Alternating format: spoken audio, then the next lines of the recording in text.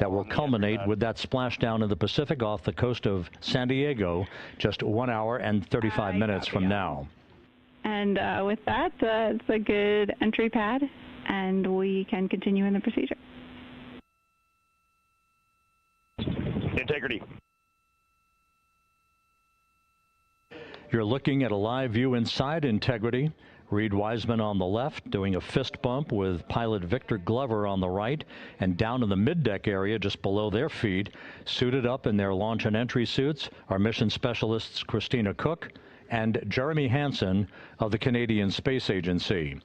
A number of milestones yet to unfold before splashdown just over an hour and a half from now. Earlier today, the crew woke up at about 10:35 a.m. Central Time. They completed the final major maneuver of the flight, that being the return trajectory correction 3 burn. It was an 8-second burn that fine-tuned its trajectory to enter a corridor over the Pacific Ocean a short time from now. That will be the point of entry interface, where the crew will reach the first traces of Earth's atmosphere at an altitude of 400,000 feet. The crew moved into its entry checklist just after 4 p.m. Central Time, suited up in those launch and entry suits, conducted leak checks, and now are in the final stages of their entry checklist. Instruction 115 of entry checklist. SM separation ATP is go. Houston copies. The next major milestone on the route home. Fully zipped, and they're working on EBS and then seating up. We copy. Thanks for the status. We copy. Jackie Thanks Mahaffey for the status. talking to Reed Wiseman aboard. We copy. Thanks for the status. Talking to Reed Wiseman. Now about 12,000 nautical miles from the Earth's surface. The next major milestone on tap for the crew will be the handover of communications from the Deep Space Network to the Tracking and Data Relay Satellite System. The Deep Space Network came into play after the translunar injection burn back on April 2nd that propelled Integrity toward its lunar flyby. We'll be back on the TDRS network here in about 41 minutes. Following that, the next activity will be the pyrotechnic separation of the crew module from the European service module. That is scheduled at 6:33 p.m. Central Time, followed 4 minutes later by one final critical maneuver. That will be a 19-second burn of Integrity's thrusters in what is called the crew module raise burn. Now, what that does is it basically acts. If you were sitting in a reclining chair, you'd basically tilt yourself back. It raises the aft end of Integrity ever so slightly, and that is the final opportunity for us to fine-tune the angle of attack of Integrity through the area of peak heating at entry interface. That will come a bit later on, about an hour and 18 minutes from now.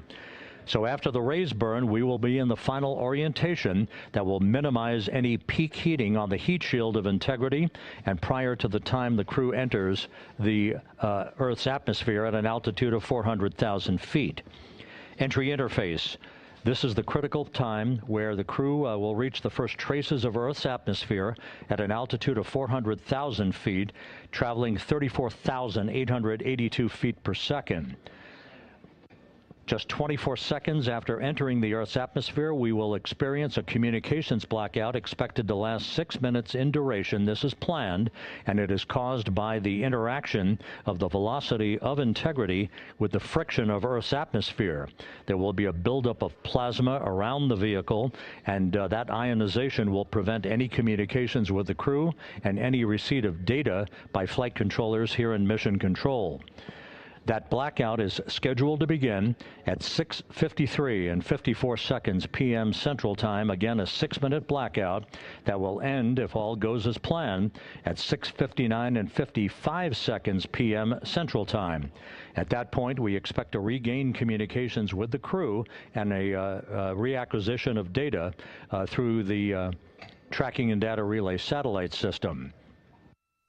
We will have a series of roll maneuvers. These are computer commanded. That will roll the vehicle slightly to the left, then back to the right. That will bleed off excess energy as we begin our peak period of velocity.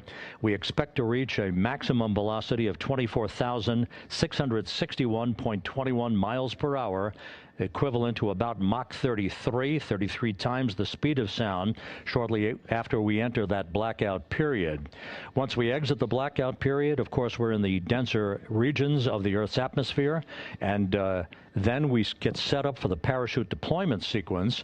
First, the deployment of 3 forward bay cover chutes that will pull essentially the top forward bay cover off the very top of the Integrity vehicle. That will be followed by the deployment of drogue chutes, and then the final deployment of a series of 3 main parachutes at 7:04 and 44 seconds p.m. Central Time. From that point on, it is about 3 minutes or so until splashdown. Splashdown scheduled at 7:07 and 8 seconds p.m. Central Time at a gentle speed of 19 miles an hour.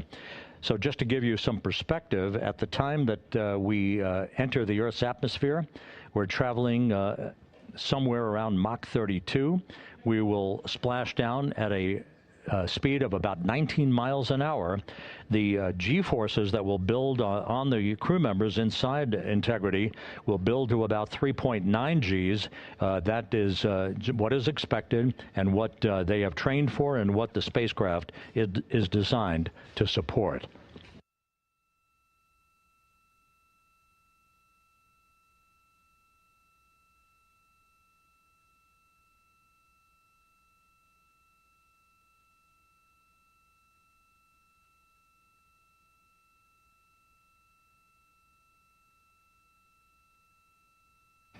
The latest weather forecast out in the recovery zone off the coast of San Diego is a go forecast from our meteorologists here at the Spaceflight Meteorology Group at the Johnson Space Center.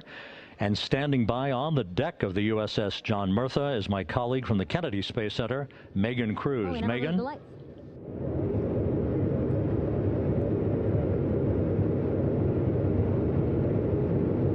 Hey there, Rob. Yeah, welcome to the bow of the USS John Murtha. This is where we will report out live updates from the ship as NASA and the U.S. military work to recover our Artemis II astronauts in just about an hour and a half. How exciting. Now, right now, as you can see, we are out in the Pacific Ocean. We are just west of San Diego. We're actually staged about 6.5 miles away from where we expect Orion to splash down. And then we will incrementally move closer. So at the time of splashdown, we'll be about 5 miles away, and then we will move to 3.2 miles away. At that point, we'll pause, make sure that all the debris that might be coming down with Orion, because basically some parts of like the parachute system, they're jettisoned off Orion during descent. So we'll just want to make sure that those all land in the water and that we are safe to move even closer. So we will make sure that we can move a little closer, and at that point we will move to a mile away from Orion. And at that point the ship will circle the capsule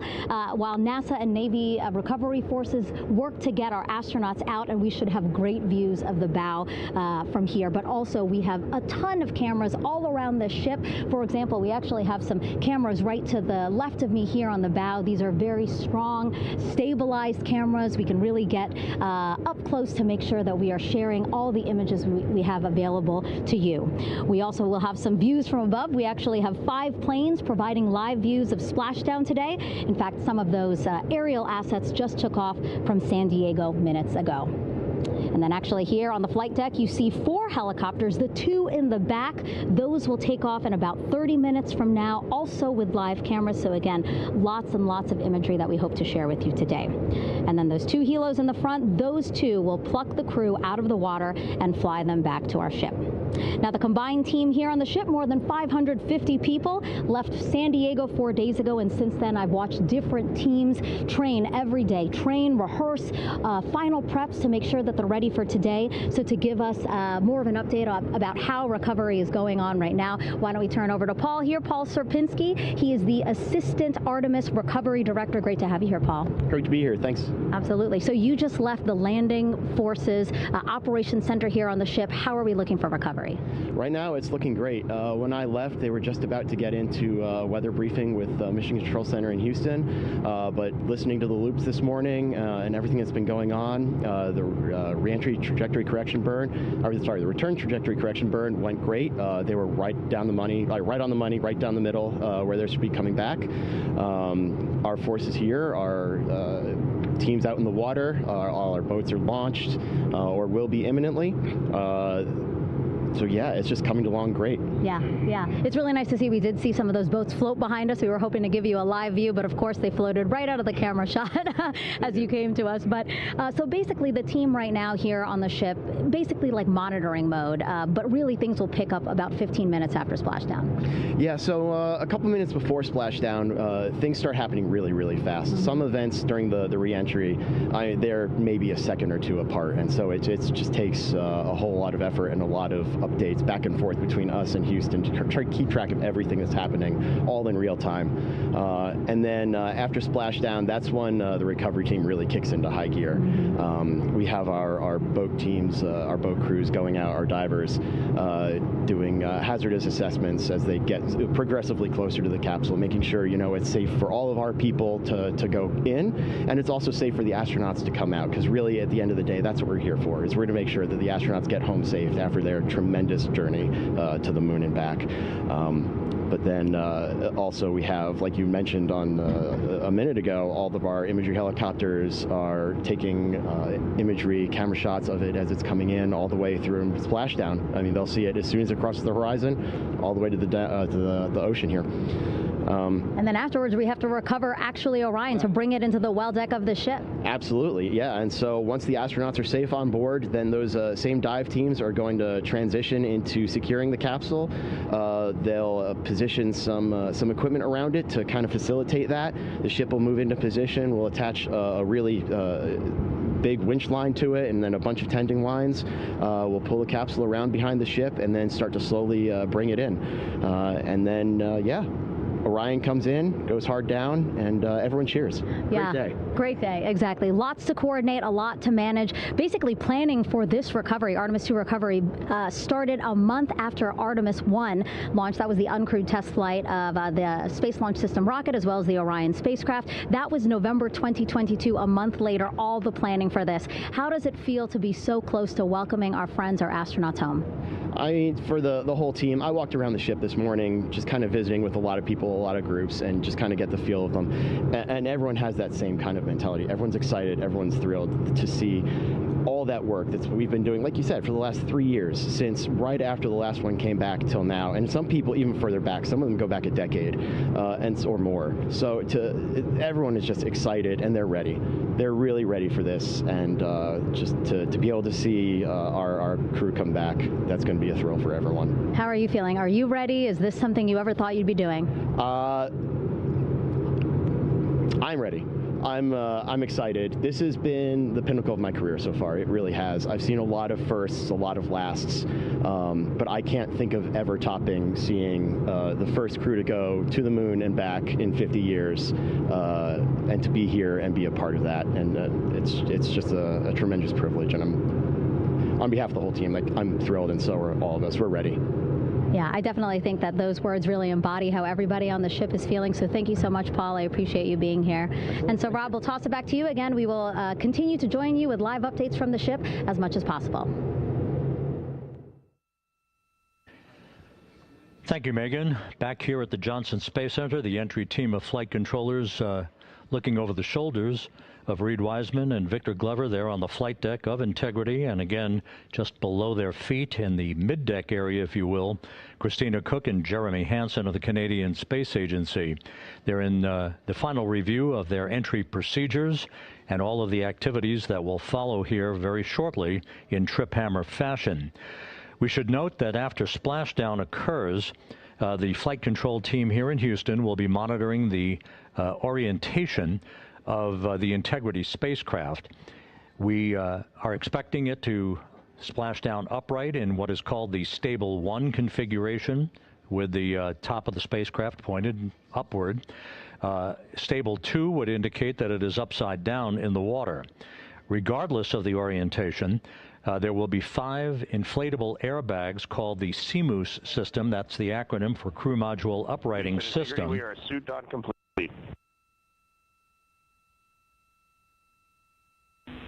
Houston copies. Reed Wiseman acknowledging that the final steps in suit donning are now complete for the crew. Leak checks have been completed earlier. The CMU system, those 5 inflatable airbags, will be inflated with helium. Those airbags will ensure that the vehicle remains upright. While that activity is going on, the flight control team here will be checking the systems on integrity, also making sure that there's no leakage of toxic gas from the spacecraft. It should take about 15 minutes from splashdown to the power down of all of the systems on integrity. And at that point, assuming everything is in a nominal fashion, then the green light will be given for the Navy recovery teams to begin to make their way closer to integrity, to begin the erection of a large inflatable life raft called a front porch that will be buttressed up alongside the hatchway to the spacecraft. That life raft will be used to bring the crew members out of this vehicle once the hatch is open, one by one. They'll get their land legs back after 9 days of weightlessness before they're put in harnesses to be hoisted one by one in sequential fashion, in an alternating fashion, to the 2 hovering Navy helicopters overhead. Houston, integrity for status. Go ahead. Seats 3 and 4 are connecting umbilicals. We're going to be stepping into leak check soon. 1 and 2 will be seated. 3 and 4 will be free float, and we'll configure EPROC accordingly. Houston, copies all. Reed Wiseman talking about the current procedures with the suiting of the crew members and subsequent leak checks, a final leak check for all 4 crew members. Everything is actually running a few minutes ahead of schedule. So once the life raft is inflated next to the Integrity spacecraft and the recovery teams have arrived alongside of the vehicle, the hatch will be open and the crew members will be brought outside into that front porch, as it is called, one by one. They then will be hoisted into the hovering helos overhead, and those helos then will turn around once the 4 crew members are on board, 2 for each helicopter, and will head back to the ship. That should be about a 10 to 15 minute transit. Once the helicopters land on the deck of the USS John Murtha, the crew members will be exiting those helicopters and brought into medical bay on the deck on the ship itself for comprehensive medical exams. They will spend a period of time yet to be determined on board the USS John Murtha before they are flown by helicopter to the shore in San Diego, to the San Diego Naval Air Station, and ultimately will board a NASA jet for the flight back to the Johnson Space Center here in Houston. Just to recap some of the key times that are coming up, we are expecting the separation of the crew module from the service module just 43 minutes from now. That is expected to occur at 6:33 p.m. Central Time, 7:33 p.m. Eastern Time. That will be followed just 4 minutes later by the crew module raise burn, the use of Integrity's thrusters one final time in a 19-second burn to slightly tilt the vehicle up into the correct orientation or angle of attack to ensure that it enters the Earth's atmosphere at the right angle, if you will. That will help deflect the buildup of heat against Integrity's heat shield. This was a deliberate move, a change in the procedures from the Artemis I mission that resulted in unexpected char loss on the Avcoat heat shield that had not been intended based on the entry trajectory for the Artemis I mission. What we're doing is we deliberately changed the trajectory of the entry from a skip entry that was about a 3,000-mile transit across the Pacific Ocean. We are expecting now from entry interface to the point of splashdown to have a range of just 1,701 nautical miles, and that in of itself will reduce the exposure time of heating on the heat shield of the spacecraft. Once the raise burn is complete, then the stage is set for entry interface at 6:53 and 31 seconds p.m. Central Time. That means that Integrity will be entering the Earth's atmosphere at an altitude of 400,000 feet, traveling at about 34,882 feet per second, heading for its splashdown site off the coast of San Diego, as you just heard from Megan Cruz on the deck of the USS John Murtha. Splashdown once again under those 3 main parachutes is expected at 7:07 and 8 seconds p.m. Central Time, 5:07 p.m. Pacific Time, 2.5 hours before sunset. The actual total distance traveled for Integrity from launch to splashdown is estimated at 694,481 statute miles. Now that includes the first high elliptical Earth orbit following launch that enabled Integrity to move to 43,000 miles above the Earth at its apogee, and enabling a 24-hour period of systems checkouts before the flight control team here and the mission management team gave approval for Integrity to conduct its translunar injection that propelled it on its way to the moon and its historic lunar flyby. So the total distance we expect this vehicle to have traveled at splashdown, 694,481 statute miles.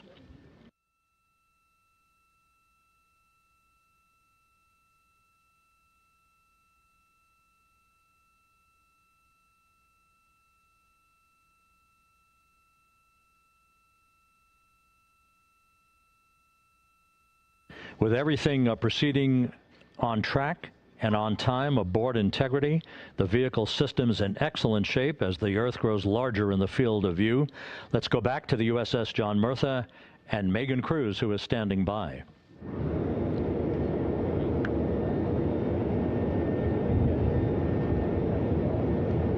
Hey, yeah, Rob, welcome back. Again, we are out in the Pacific Ocean, staged just about 6.5 miles from where we expect Orion to splash down now in just over an hour. How exciting. And the weather, awesome conditions here. I know you see some wind blowing around my hair, but really nothing to speak of when it comes to having to recover our astronauts, as well as no waves here, really. So yeah, we're expecting a really great day. Also, hopefully, some really great views. You can see behind me that some of the clouds are starting to break up, so that's really exciting. And now, of course, this ship has a lot of people ready and excited to welcome our crew back home, including Dr. Rick Schuring here. He is a NASA flight surgeon. Great to have you here, Rick. You too, Megan. It is a blessing to be out here this day with our teams. We've trained 3 years for this nonstop with the U.S. Navy and along with EGS, and we've so looked forward to this day. And you know, just by God's grace, everything's parting, the skies and everything. The crew's doing great. Looking forward to come back, and our teams are ready. So this is one of those days you've dreamt about, and now it's finally here, and we're ready, and just thankful to be a part of it. Yeah, and you play a really integral role. When was the last time you spoke to the crew, and how are they feeling in this last hour before splashdown? Sure. Yeah, so the crew woke up. When they splashed down, they were woken up about 8.5 hours ago. Me and my fellow crew surgeons, Doctors Chris Haas and Rafi Kumjian from this Canadian Space Agency, spoke with them about 6.5 hours ago, just to double check on how they were doing, if there's any medical issues, you know, how they slept, and then kind of go over their landing day protocol for their medications, for what we call a fluid load, to try to replace some of the fluid and electrolytes that they've lost with just a normal space adaptation. Once they got to space, they kind of have to replace some of that fluid to help them with the whole landing kind of readaptation to 1G, which they haven't done for the last 10 days. And then just kind of let them know how things are going to play out, you know, out with the open water teams all the way until we finally get to the med deck. So they were very pumped up, very hurried though. They had a lot of cabin configuration, a lot of things to get ready. So they're excited, but also very focused on the job that they had to do. So like again, we've trained a long time for this, and we're ready. And you said some medications. I mean, those are kind of just to mitigate the effects of, obviously, their more than 695,000 mile journey back to Earth. It's just like anti-nausea medication, right? Yeah, exactly, Megan. The you know, astronauts are very healthy, fortunately, and even when they come back in reentry, you know, the human system is very kind of dynamic. It has to readapt very quickly, and one of the most common responses they get is just some stomach awareness, to some nausea, even to some vomiting. And you know, with our crews that land out in Karagana, the Soyuz crews or our SpaceX crews, you know, they all kind of experience the same thing. This will be the first time we're landing in water since December 1972, and I worked with all the Apollo astronauts years ago, and and they all told me that, you know, landing in the water, especially in the Pacific, can be very provocative. So we take steps to give them medicines to really mitigate some of that nausea, vomiting, help them feel a little bit better, and also sometimes just use a little anti-inflammatory medicine just to help with coming back to one Earth, or 1G. The effects of microgravity, especially as you age and you have a little arthritis, you feel great in microgravity, and everyone kind of curses coming back to the ground like, oh dang, 1G, but so that helps a little bit. But for the most part, the main thing is just replacing that fluid and then trying to help them with that transition back to 1G, and then we're ready to go. Yeah, and their health is assessed almost immediately after they splash down. Yeah, so we have Dr. Jesse Wang, and we have our independent duty corpsmen, who are the Navy version of paramedics, extremely highly trained, highly experienced Navy medics and divers who will go out there, open the capsule about 25, 28 minutes after splashdown and do the first initial assessment. So Jesse and his team will go out there and look at each crew, kind of do their assessments, get vital signs, report back to Drs. Haas and Kumji and I back in the med bay, let them know how they're doing, and then you know, if they've got the normal kind of space adaptation kind of things, we expect that they're good to go on that. If anything, you know, didn't go the way we want, they're all prepared for that as well. And Jesse and his team, I mean, you know, this is their full-time job, taking care of, you know, sailors and folks who might be injured. We don't expect any injuries, but coming back, you know, going 25,000 miles an hour down to, you know, 20, you know, miles an hour is still a dynamic process. I've heard it described as, you know, kind of like a car crash. And then the crew will be ready to go, and Jesse and his team will make that transition to get them out to the front porch, do assessments on them again, call it to our med bay, and then once we have that and they're all good to go and the crew's feeling okay, we'll hoist them up in the helos. It's about a 3-minute flight back to the flight deck, and that's where me and the astronaut chief Scott Tingle will actually meet them.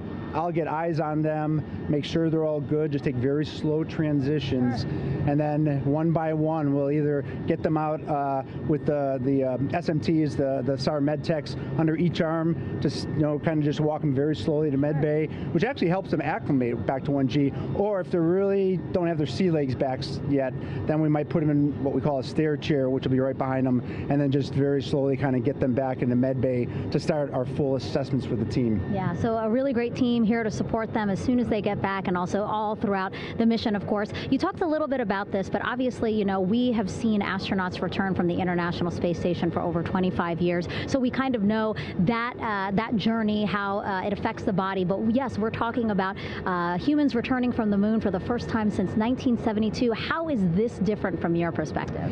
So it's different in one very significant respect. With on Apollo, for exercise, they had something called the Apollo Exergenia, which was basically just a little canister with some ropes, and they would have some resistance and kind of do that. And the Apollo astronauts really liked that. They liked the ability to exercise, because you decondition from a musculoskeletal standpoint, you lose your strength and your stamina very quickly. We had something called the Orion flywheel, which was able to impart much greater loads in terms of resistance, so they're able to do squats, deadlifts, different things, not dissimilar to what the ISS astronauts do, but with a lot less room to do it. And they also did rowing activities for cardiovascular health, and the crews loved it. But for the lunar crews, the future lunar crews, maintaining that physical conditioning, which our astronaut strength conditioning rehabilitation specialists, affectionately known as the ACERs, back in Houston, really work hard to get them in the best shape they're going to, you know, have to be in to get to the moon. That device hopefully will maintain that. And Apollo only had about a 4.3-day journey to the moon. Our astronauts are going to have about a 10 to 14-day journey. Right. So maintaining that physical fitness, that strength and stamina is going to be crucial for the success of being able to do those very physically demanding lunar EVAs. Right. So we're very excited about what the astronauts have said about the device and what they have to say about the role exercise plays, you know, going to the moon. And also the mental benefit. Sure. They just really like sweating, breaking the sweat, and actually just feeling like, you know, they're just getting a workout. Right. So thank you so much, Rick. I really appreciate it. I know they're going to be in good hands, so we'll let you get back to it. Thank you so much. Megan, thanks for the time. Back to you, Rob. Okay, Megan, back here in Mission Control in Houston, everything is moving along in order. This view of Reed Wiseman on the left, Victor Glover on the right. We have good suit leak checks. Everything aboard integrity is in excellent shape. The vehicle, with the Earth growing larger and larger in the field of view, we're now just about 8,200 nautical miles away from Earth and closing in for a splashdown just 1 hour and 5 minutes from now.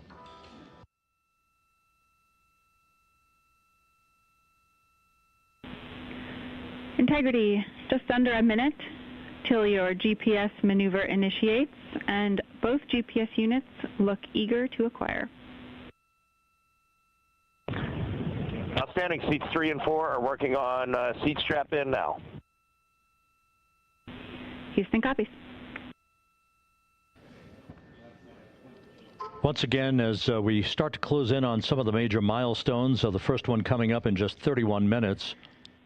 And Integrity, just confirming the LCG gas trap was able to be closed out. Affirmative. Copy. Crew module, service module separation scheduled just 31 minutes from now. The key point of interest, of course, will be the performance of Integrity's heat shield during its high-speed entry back into Earth and the peak heating that is expected around the spacecraft of some 4,000 to 5,000 degrees Fahrenheit. On Artemis 1, as I think most folks know by now, we flew a trajectory known as a skip entry, in which we performed an initial dip into the atmosphere to bleed off some energy. Then we skipped out of the atmosphere and dipped back into the atmosphere before splashing down in the Pacific. But after the mission was over with, we noticed unexpected liberation of some of the charring effects on the heat shield known as AVCOAT. Before the flight, we had an opportunity to sit down and talk with Entry Flight Director Rick Henfling to get a perspective on what this all means and how the mission was redesigned to try to protect Integrity's heat shield to a higher extent. Let's take a look at that interview. Returning from the moon is a lot different than deorbiting from low Earth orbit. When we return from the moon, we expect to achieve velocities upwards of 36,000 feet per second. And in order to slow down to a nice, graceful splashdown in the Pacific Ocean, the flight crew is going to experience between 3 and 4 times the force of Earth's gravity. On Artemis 1, pressure buildup inside the char layer of the heat shield resulted in the char losses we saw. NASA established a Tiger team whose job was to investigate the cause of the problem and then make recommendations on how to fly the Artemis II mission safely and successfully. And so for Artemis II, we are going to fly a profile that ensures the spacecraft will not see that same type of pressure profile. And so the char losses seen on Artemis II will not be like the ones that we saw on Artemis I. Rick Henfling indicated that the orientation of the spacecraft and the shortening of the distance of transit to the splashdown zone from the point of entry interface when we reach the top of the Earth's atmosphere, which will be coming up at 6:53 and 30 seconds p.m. Central Time, should do the trick in minimizing the deleterious forces against that heat shield that were noticed on the Artemis I mission. And we think we see a beautiful sunrise over the west coast of Australia.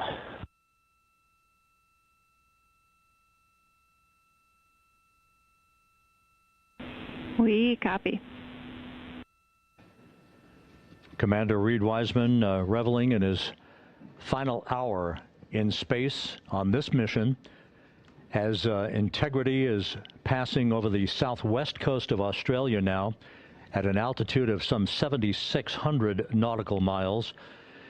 That will begin the southwest and northeasterly transit across the Pacific Ocean. Let's talk a little bit more about some of the highlights and some of the numbers associated with the points of interest here. We are 27 and a half minutes away from crew module, service module separation. That will be followed about 3.5 minutes later by the raise burn that we've discussed, a 19-second burn of Integrity's thrusters to fine-tune its angle of attack as it enters the Earth's atmosphere. Entry interface is scheduled 47.5 minutes from now. That's the point at which we will reach the top of the Earth's atmosphere, traveling about 34,882 feet per second at an altitude of 400,000 feet. Just 24 seconds after entry interface, we will begin a blackout period of 6 minutes in duration at 6:53 and 54 seconds p.m. Central Time. Now, right about 10 seconds after the blackout period begins, we are expected to reach peak speed, which would be 24,661 miles an hour. That'll be about 103 miles an hour short of the velocity record set by the Apollo 10 astronauts, Tom Stafford, Gene Cernan, and John Young, when they returned from the moon on the Apollo 10 mission in 1969. That blackout period is expected to last 6 minutes in duration. At 6:54 and 52 seconds p.m. Central Time, we'll reach our peak heating period of about 4,000 to 5,000 degrees while we're in a communications blackout from Integrity and its astronauts. That blackout should end at 6:59 and 55 seconds p.m. Central Time, at which point we expect to regain communications with the crew. Capcom Jackie Mahaffey here in the flight control room will be talking to the crew, calling them, and we'll await a response from the crew as they come out of that blackout period. And at that point, their altitude will be just 157,000 feet above the Earth, traveling at 13,000 feet per second, with a range to splashdown of just 147 nautical miles. From that point on, the next key series of events will be the deployment of a series of parachutes that we discussed before. First, the forward bay cover chute deploy that will pull the forward bay cover away from the top of Integrity, followed by drogue chute deploy, and then the main chute deploy that's expected at 7:04 and 44 seconds p.m. Central Time. That will begin the gentle descent of Integrity towards its splashdown at just a velocity of just 19 miles an hour, and that will begin the recovery operations that you just heard Megan Cruz discuss with her folks on the USS John Murtha. All of Integrity's systems in great shape. The crew is suited up. Leak checks complete as we stand by for the next major milestone, which will be the crew module service module separation just 24.5 minutes from now.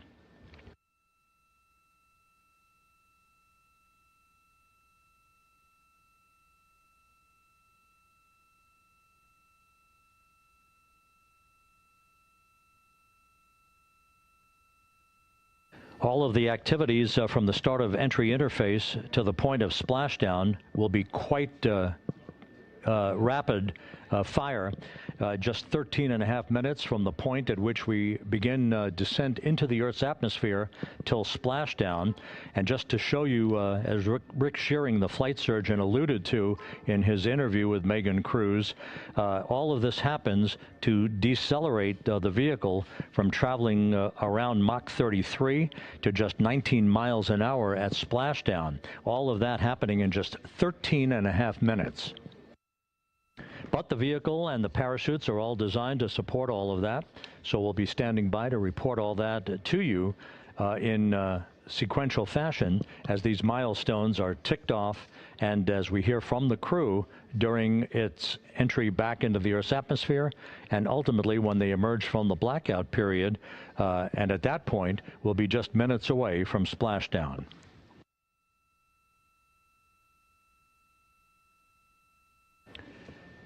So with all of those preparations ongoing, we can return here briefly for another report from the USS John P. Murtha and Megan Cruz. Megan?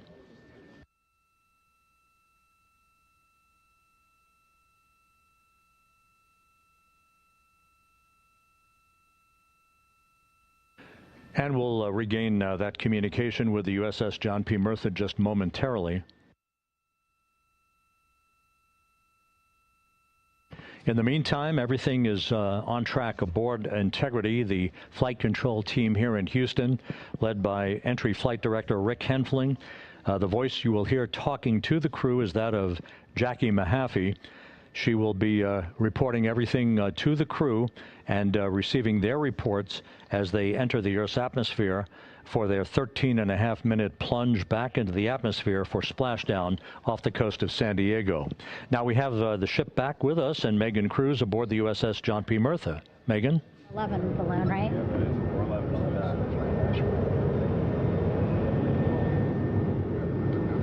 Hey, Rob, yeah, the excitement is really building here on the ship. I'm watching right now one of the weather balloons being lofted up from the ship. Again, weather balloons, very important for us to make sure that we are tracking the right kind of weather and also the data that's needed for what's called our Sasquatch team. Again, it's a team out of NASA that basically makes sure that the debris that comes off of Orion, again, some of those pieces of the parachute system, make sure that they don't fall on us here in the sea, and also our aerial assets, our folks in helicopters. So watching that float away right now. But with me right now is Captain Eric Kenny. He's the commanding officer of the John P. Murtha naval ship. Thank you so much for being here. There are so many moving parts that you have to keep an eye on. That's absolutely right, yeah. But first of all, on behalf of the crew of USS John P. Murtha, Megan, thanks for having me on today. Happy to tell you what we're doing and excited to get the interview started. Yeah, absolutely. Why don't we actually take a look at the flight deck here? We'll start there.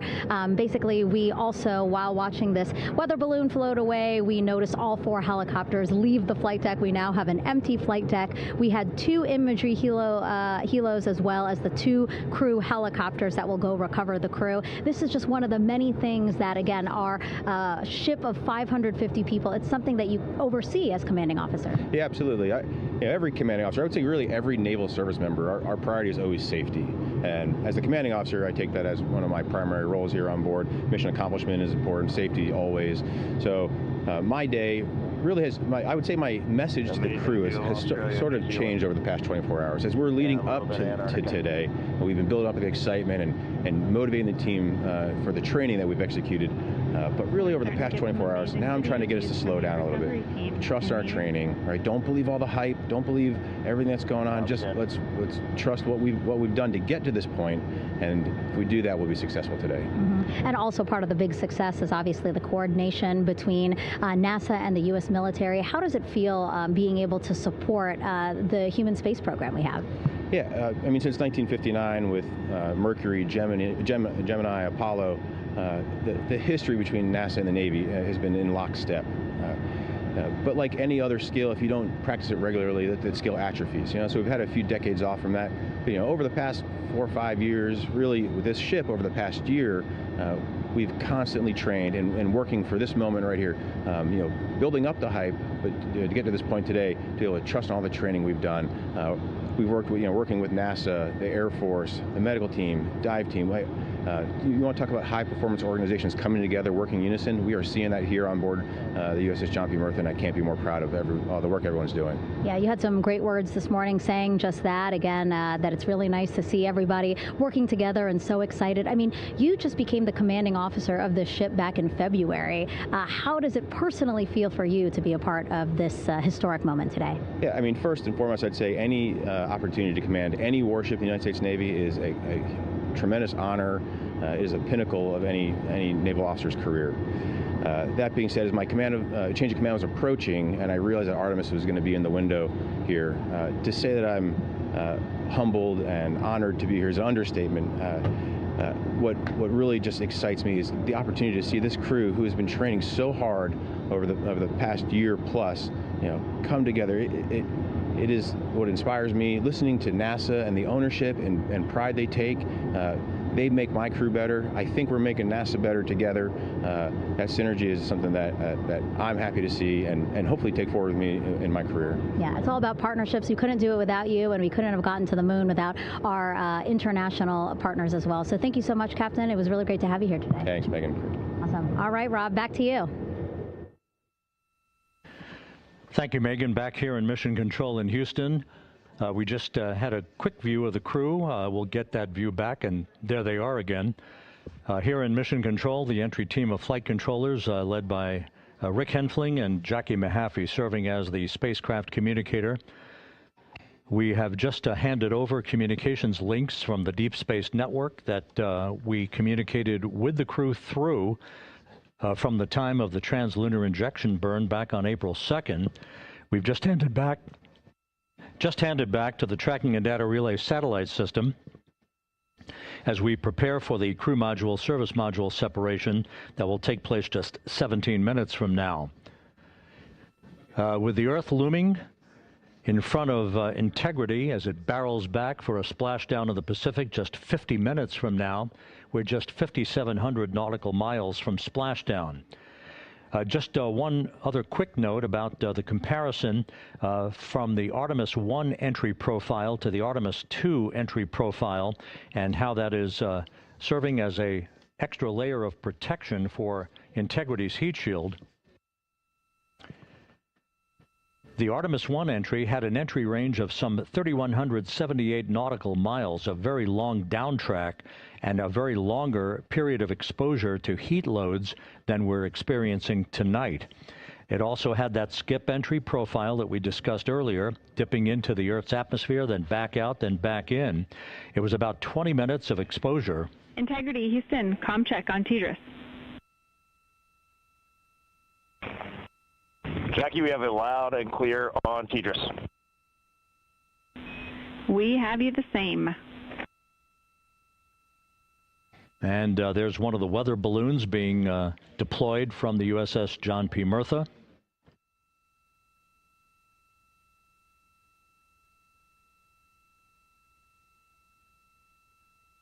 So the Artemis I entry had the vehicle. The update on GPS, we haven't seen it track in yet.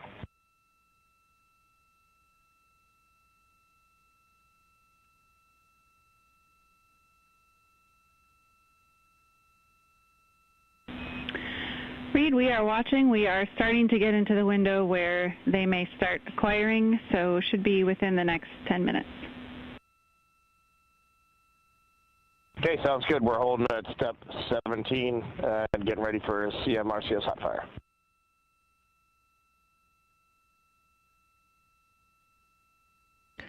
And that exchange indicating that we are expecting to acquire data from the GPS system on board. That'll be a navigational tool that will basically tell Integrity's computers that they're on track down the center line of the corridor for the entry interface that will lead them to their splashdown point. Once again, the Artemis I entry exposed the heat shield for about 20 minutes of peak heating. For Artemis II, we're going to reach a downtrack distance of 1,701 nautical miles from the point of entry interface, with just 14 minutes of duration, and it's basically a different angle of attack, a little bit steeper angle of attack that will protect the heat shield from excessive heat loads. So that is the difference between Artemis I and Artemis II, all designed into this mission to gather data to protect the heat shield, since the Artemis III mission and beyond will have a different designed heat shield that will allow that skip entry type of profile to be resumed for all of the future missions coming back from the south pole of the moon when we initiate lunar landings.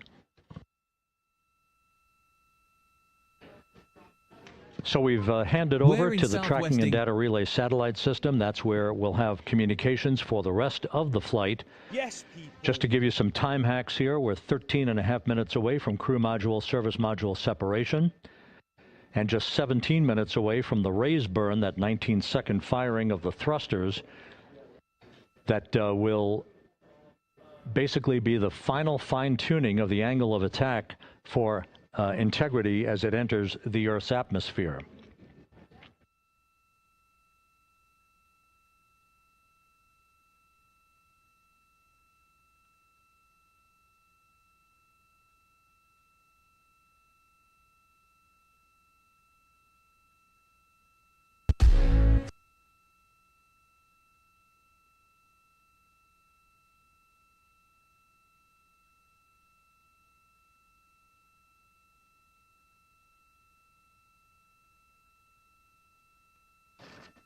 And once again, a dueling box view of some of the assets that are involved in recovery operations today. The Integrity, cabin configured, all crew suited and seated. Houston, copies. That confirmation from Reed Wiseman aboard Integrity, as you see the assets being deployed to the splashdown zone. At the time of splashdown, we expect the John P. Murtha to be about 5 miles away from Integrity. keeping a safe distance until we are sure that the vehicle is in the water and upright, and that it is in a good configuration system-wide for the recovery teams to begin to approach the vehicle to erect that inflatable raft. 2 minutes to CM RCS warm-up hot fire. We're ready. That call from spacecraft communicator Jackie Mahaffey indicating that we're 2 minutes away from a quick burst of the reaction control system. Thrusters, that will be a hot fire test prior to the separation of the crew module from the service module. The European service module has performed flawlessly throughout this flight. Everything, all the burns that had been prescribed for that service module have been executed on time and without a problem. There is the European flight control room that has overseen the manufacturing, the design of the European service module. They deserve quite a bit of credit on this mission for not only propelling the Integrity and its astronauts toward the moon, but also conducting the fine-tuning of its trajectory to bring it to this point where we are dead spot on down the middle of the corridor trajectory-wise to bring Integrity down for its splashdown in the Pacific just 44 minutes from now.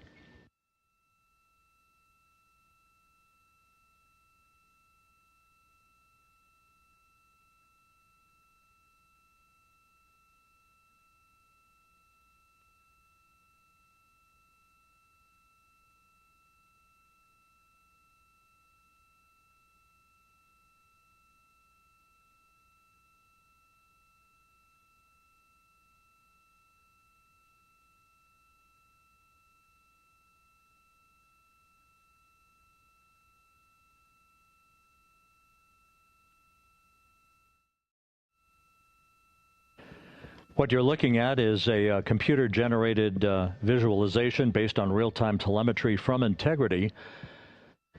Currently traveling about 16,000 miles an hour.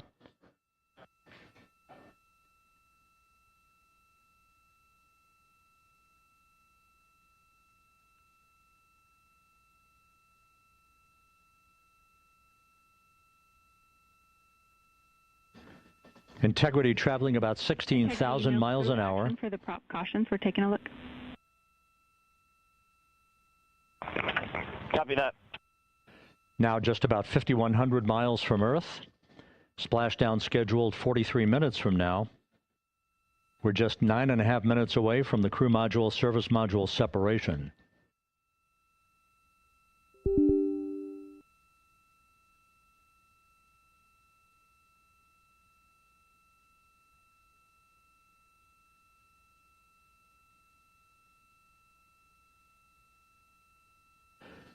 We are confirming. Integrity, we are assessing details, but so far looks like a good hot fire. Looks good on board, Jackie. Thank you. And Jackie Mahaffey took the words out of my mouth. I was just about to say that we had a good hot fire test of the thrusters in advance of the crew module, service module separation that's coming up just 8.5 minutes from now. This will begin the period in which we will have rapid-fire succession of critical activities on board that will lead to entry interface just 28 minutes from now, where the vehicle will enter the Earth's atmosphere at an altitude of 400,000 feet. The time of entry interface, 6:53 and 30 seconds p.m. Central Time.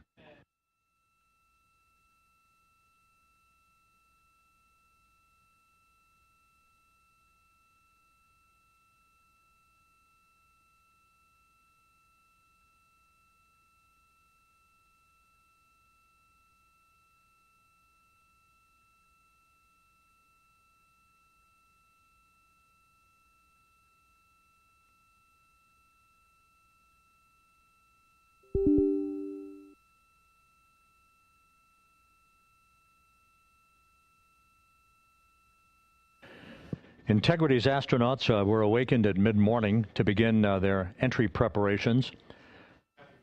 And propulsion officer now reports a good hot fire test in preparation for the crew module, service module separation.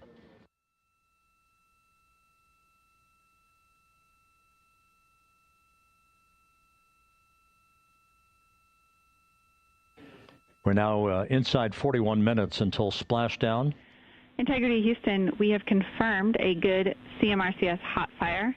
And although we are not seeing GPS acquired yet, you can skip the troubleshooting steps in 157 for now. Integrity copies.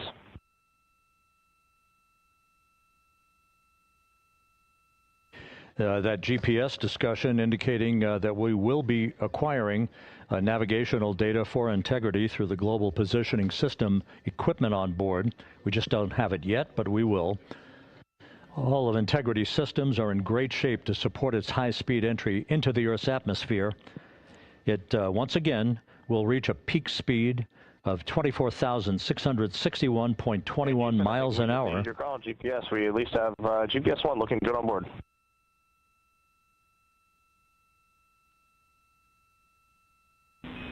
We are confirming.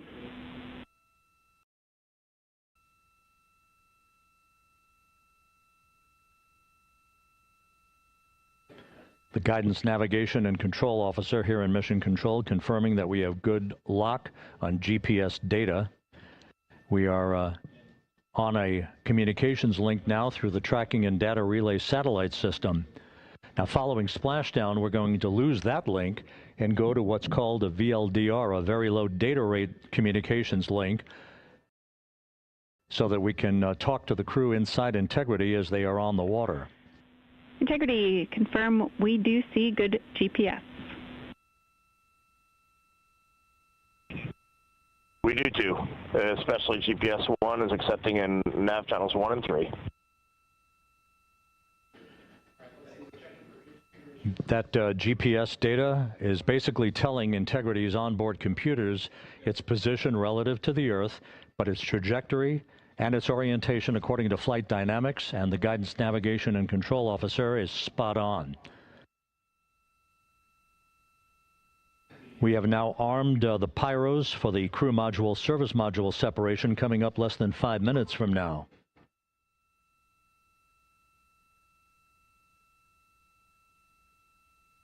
Once again, just 10 seconds after entry interface, we will see Integrity reaching its peak speed of 24,661.21 miles per hour. That will be just seconds before we begin a 6-minute blackout period. Integrity Houston, your vehicle is in a good config for CM-SM SEP and go for CM raise. Houston, we see the same on board and copy go for CM raise.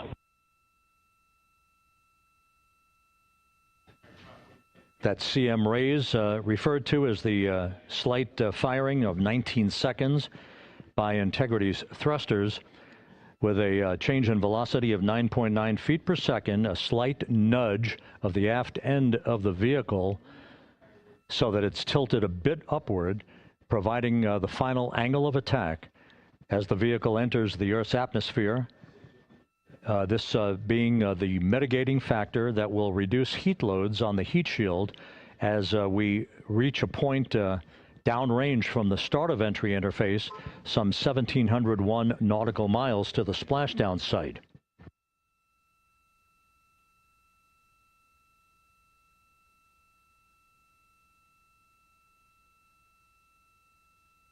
Integrity systems in excellent shape. We are currently 3,300 nautical miles left in this mission. Splashdown scheduled 36 minutes, 39 seconds from now.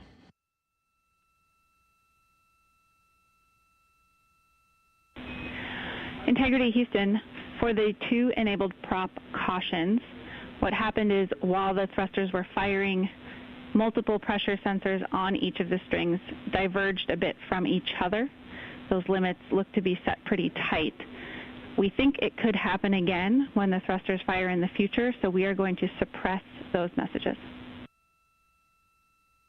We concur with suppress, not inhibit. Thank you. That exchange between Jackie Mahaffey, our Capcom for tonight, and Reed Wiseman aboard Integrity, indicating basically to ignore sensor data.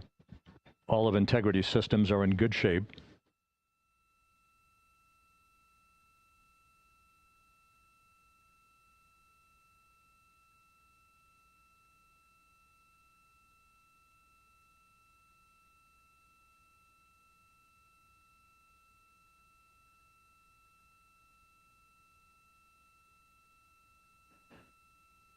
Now, coming up on about 90 seconds till the crew module, service module separation.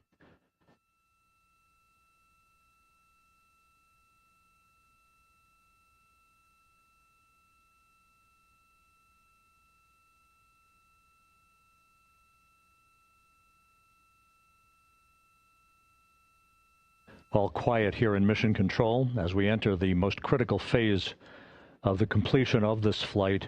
All of the preparatory activities leading up to the vehicle entering the Earth's atmosphere just 21 minutes from now.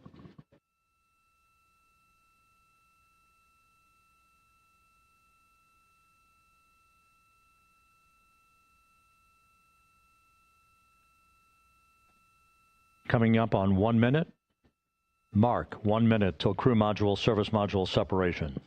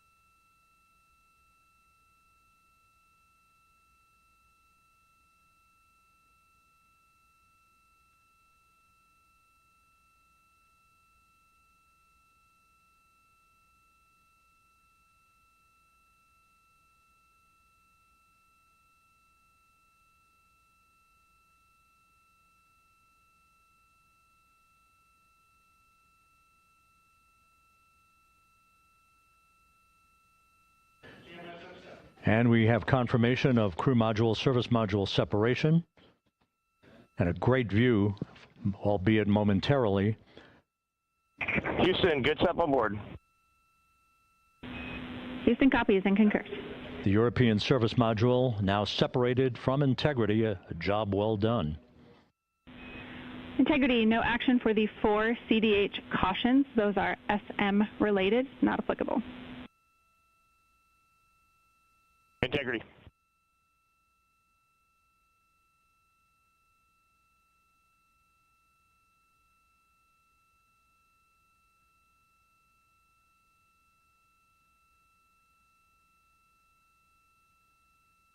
So, with Integrity now flying free on its own for the remaining 32 minutes of this mission.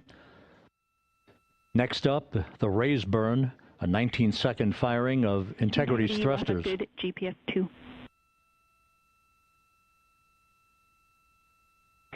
Integrity copies, good GPS 2. Coming up on the 2-minute mark until the raise burn. Again, this is the final tweaking of the orientation of Integrity to put it in the right angle, if you will, the angle of attack that it will fly in during its entrance into the Earth's atmosphere. Entry interface now just 18 minutes, 25 seconds away. This is a visualization, but driven by real-time telemetry. This is the maneuvering of Integrity to the raise burn orientation. Just 2,800 miles from Earth.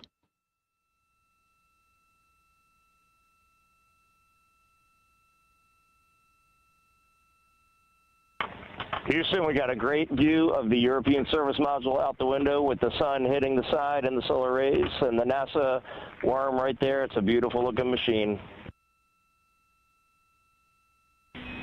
Roger.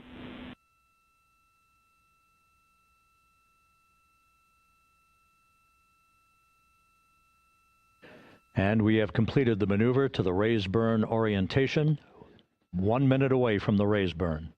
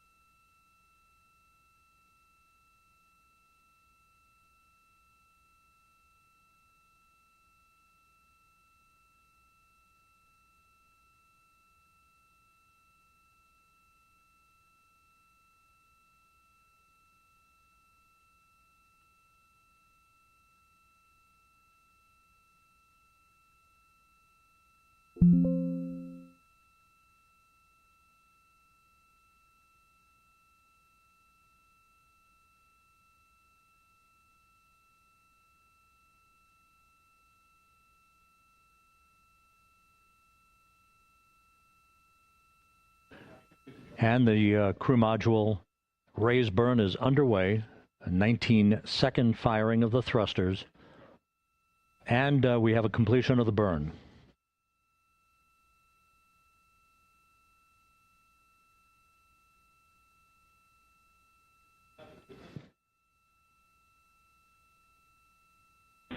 Integrity, good. CM raise burn. Your flight path angle is within limits.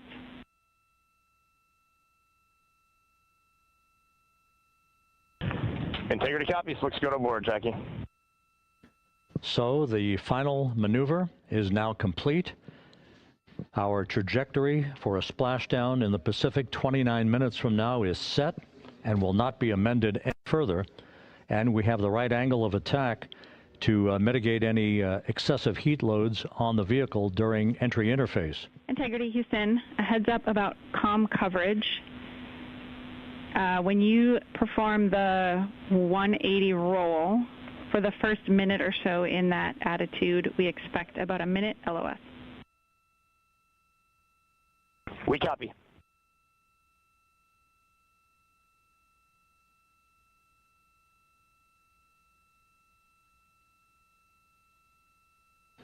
So for those who are watching the series of events coming up, we will enter the first traces of Earth's atmosphere 14 minutes, 45 seconds from now.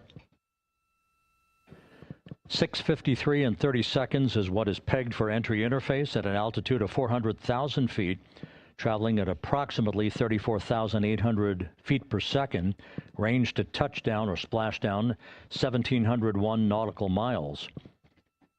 24 seconds after entry interface, we will enter a 6-minute blackout period in which we will lose communications with the crew. This is expected due to the buildup of plasma around the vehicle. That's an ionization effect due to the collision, if you will, of the velocity of the spacecraft with the friction of the Earth's atmosphere.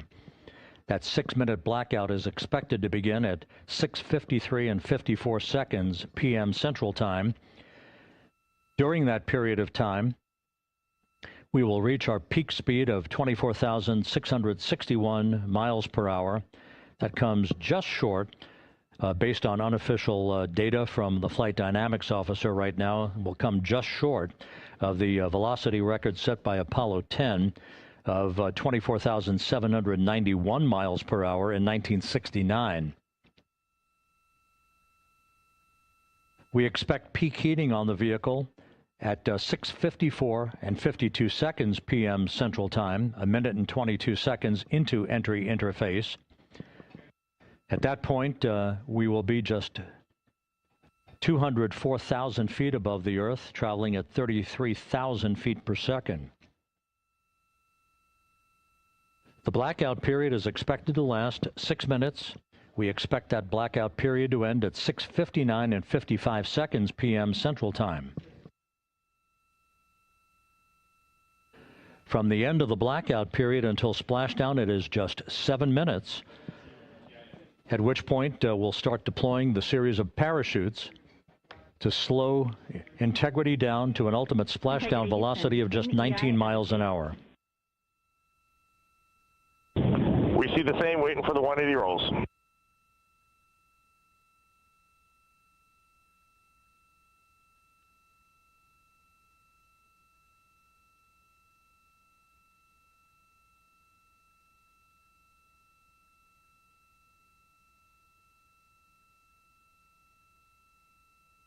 The parachute deployment sequence, once again, will come in several segments, but in rapid fire succession. And we have a great view of the moon out window 2. Looks a little smaller than yesterday. Guess we'll have to go back.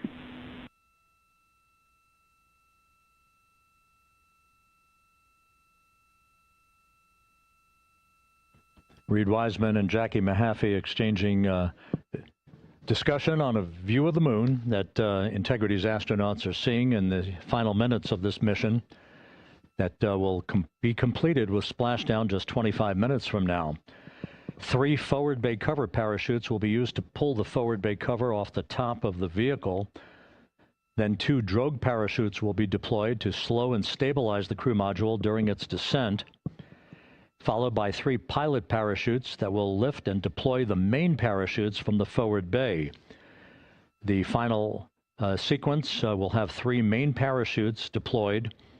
These will be 116 feet in diameter, each main parachute approximately 265 feet long when reefed. The parachutes will ultimately slow Integrity down from its peak speed of almost 33 times the speed of sound to a gentle 19 miles an hour at splashdown.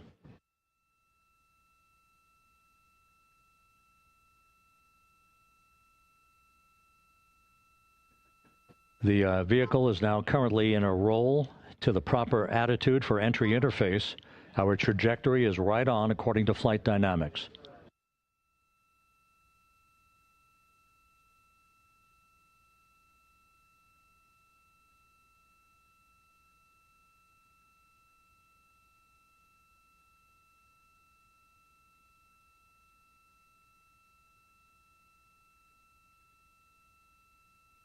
Integrity is on a trajectory from southwest and northeast across the Pacific Ocean, descending at a rate of 15,000 feet per second.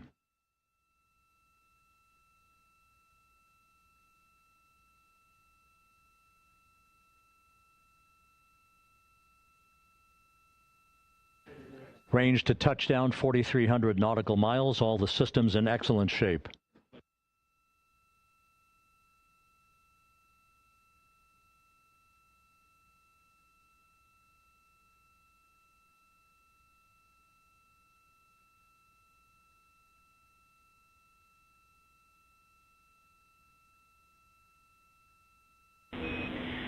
Integrity, Orion in the EI roll 180 attitude. Looks good on board, Jackie.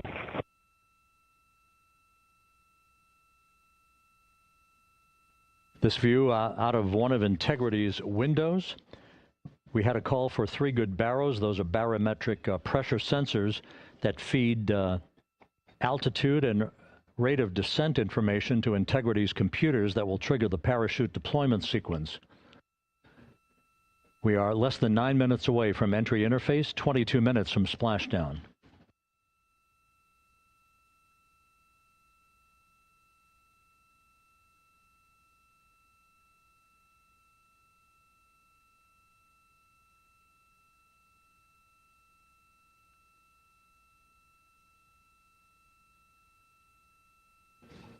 You can see the reflection of one of the crew members in the window.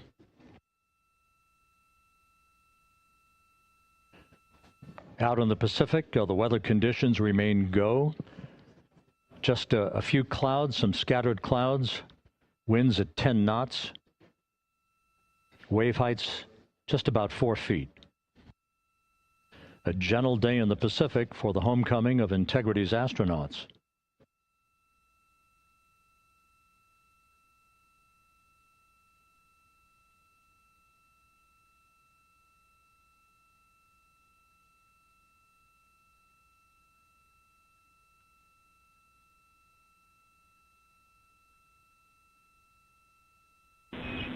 Integrity back in EI attitude.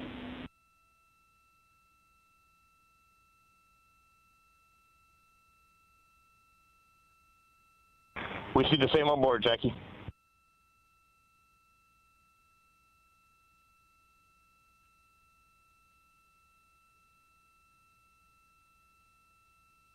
Houston, purge is complete.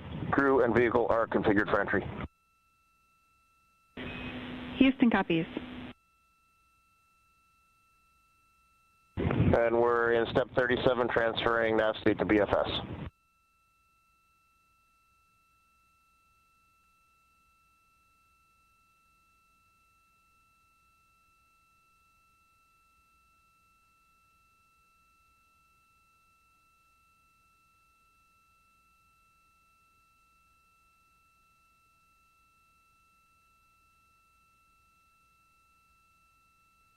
And Houston, in instruction 509, we are not below 0.2.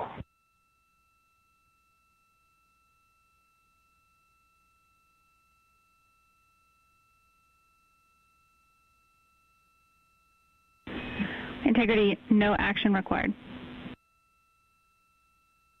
Integrity.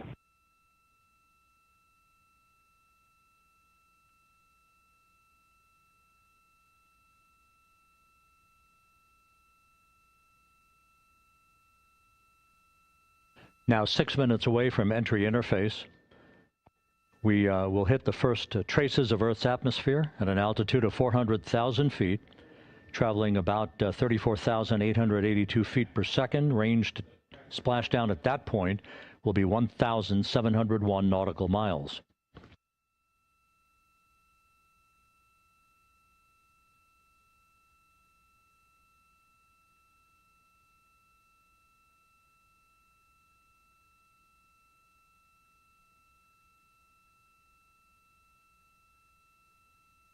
And once again, just a reminder, some 24 seconds after entry interface, we do expect to lose communications with the vehicle and the crew during a 6-minute blackout period when a plasma shield will build up around the spacecraft due to the ionization, due to heating effects.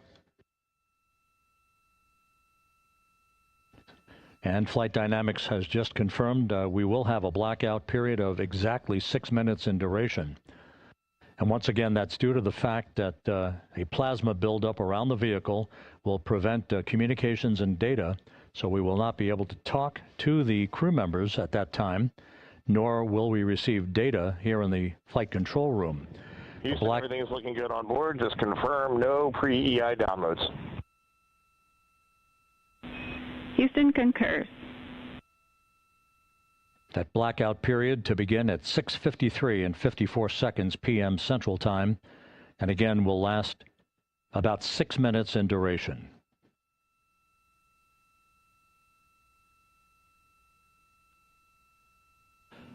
We're 4 minutes away from entry interface.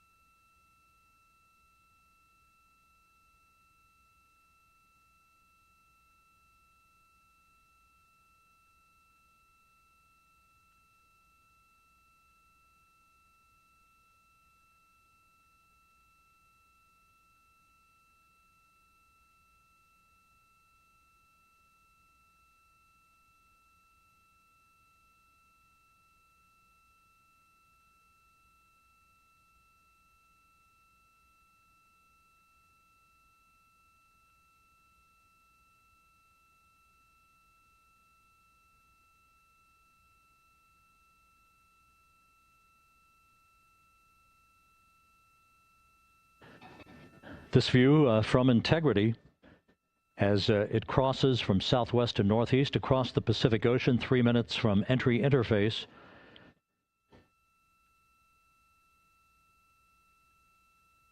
"16.5 minutes till splashdown."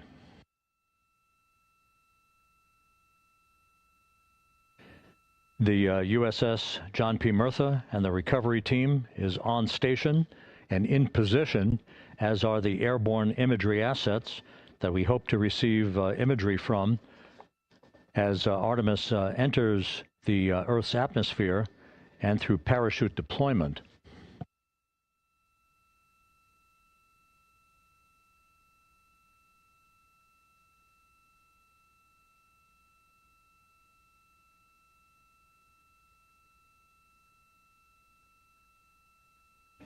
All of Integrity's systems are in great shape. The crew is ready to complete its mission just 15.5 minutes from now.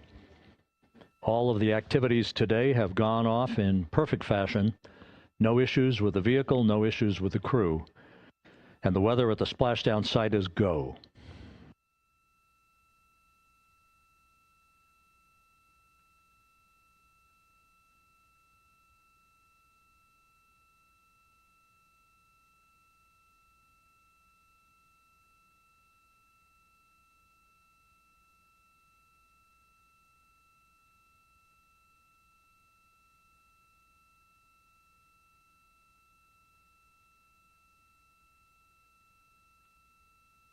Coming up on 1 minute until entry interface.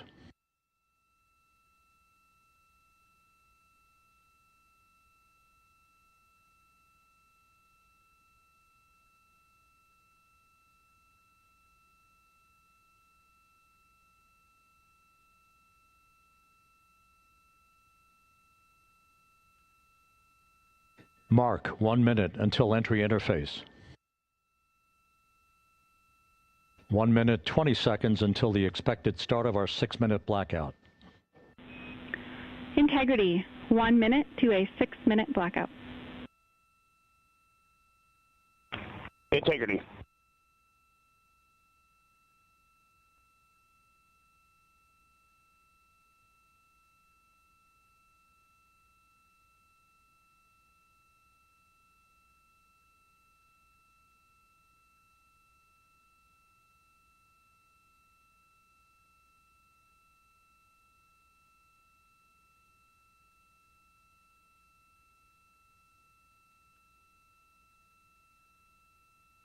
Ten seconds till entry interface.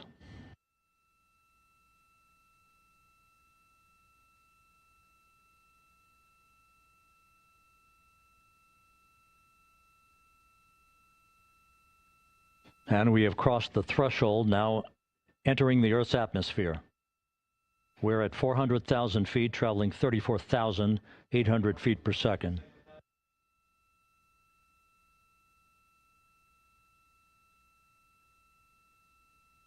Time to splash down, 13 minutes, 10 seconds.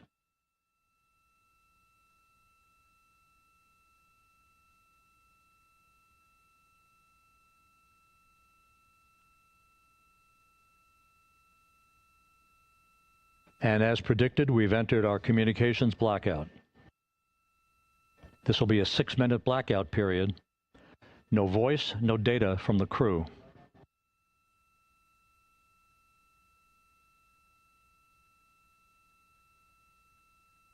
We're 30 seconds away from the anticipated point of peak heating on the vehicle, where temperatures will rise to about 4,000 to 5,000 degrees Fahrenheit. This is the true test of our trajectory.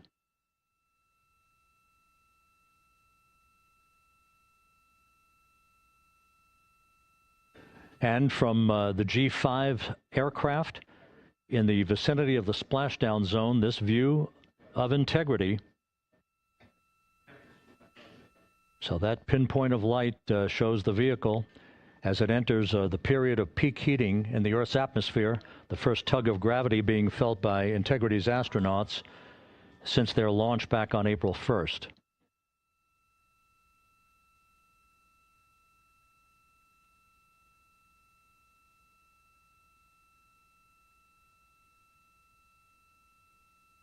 Four and a half minutes until the end of the blackout period.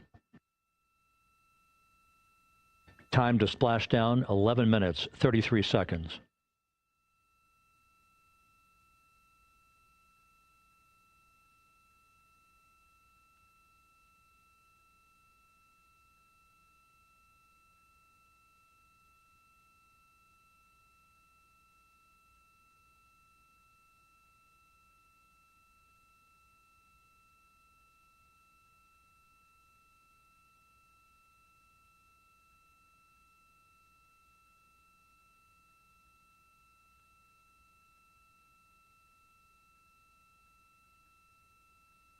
The landing and support officer reports that the P-3 has acquisition on Integrity.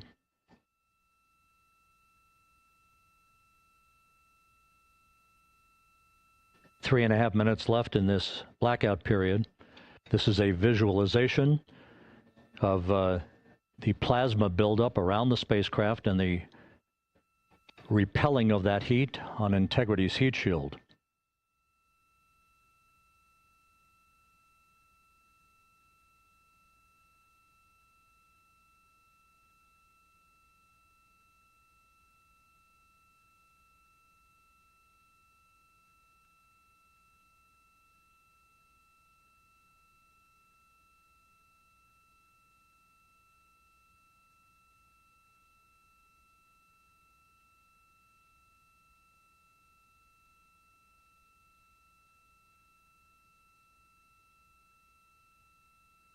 Flight Dynamics reports that airborne assets in the vicinity of the splashdown zone do have a visual on Integrity. Still 2 minutes and 40 seconds left in our blackout period. Time to splashdown, 9 minutes, 35 seconds.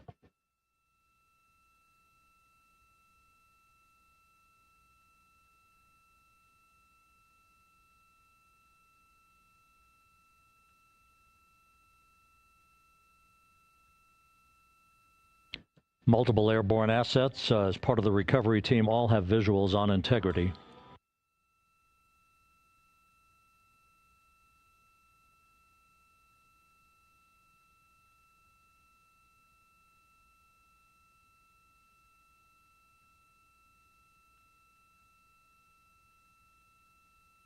And the WB-57 flying in the splashdown zone also has a visual. And the Navy helos also have visuals.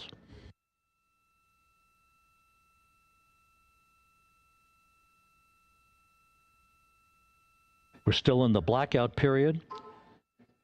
Still do not have communications from the crew.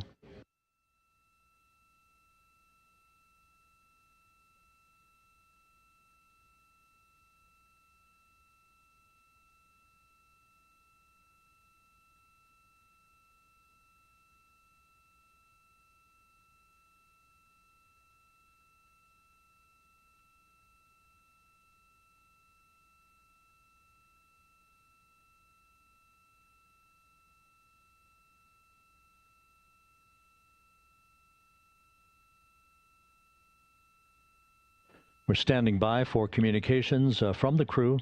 We should be out of the blackout period less than a minute from now.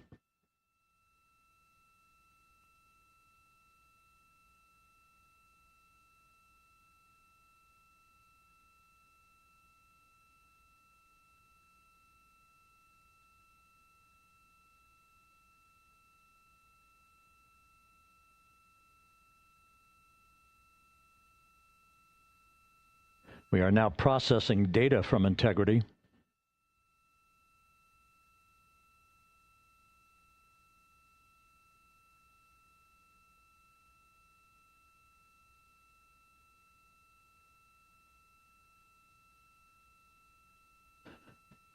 Landing and support officer reports the small boats are en route to the splashdown target zone.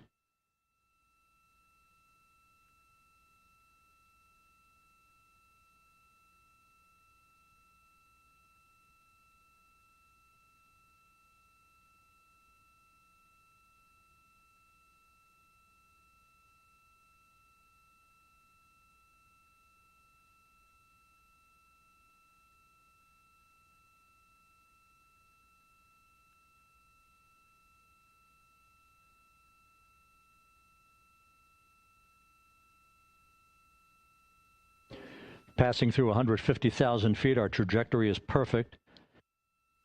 We're getting intermittent views of integrity. Still waiting to establish voice communication.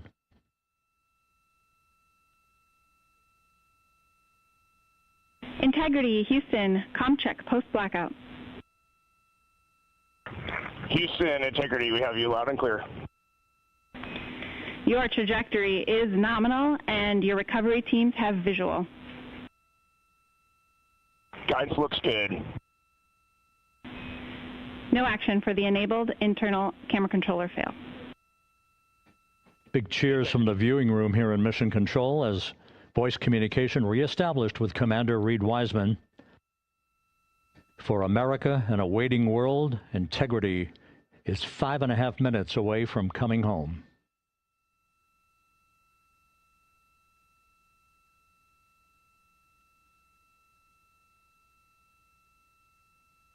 Passing 100,000 feet now. Range to splashdown 19 nautical miles.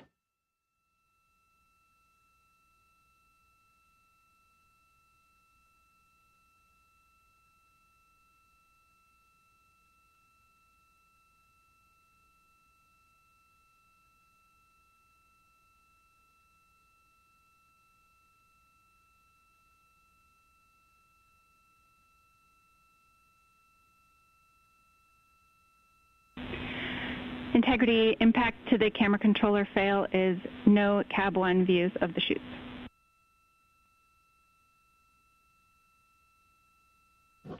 Integrity. We're processing good data through the GPS system. A good view of Integrity, time to splashdown 4.5 minutes.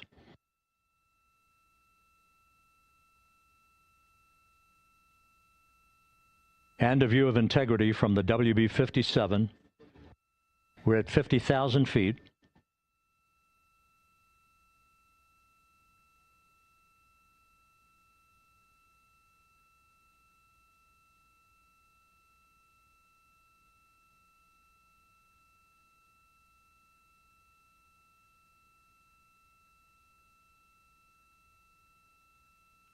The pyros are armed for forward bay cover jettison.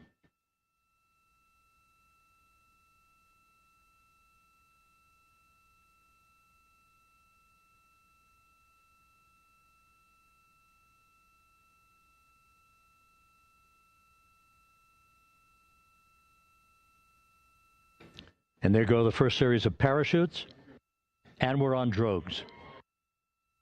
And Houston, we're visual 2 drogues out the window. 2 good drogue shoots. Next up. We copy, we see them. Next up, the deployment of pilot parachutes that will pull the main chutes out. Time to splash down 3 minutes and 10 seconds.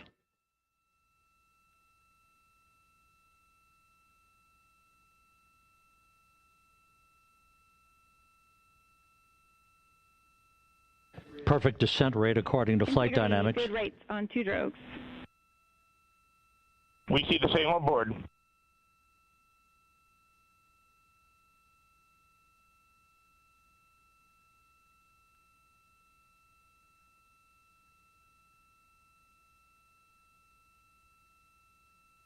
Passing through 10,000 feet, still on drogues.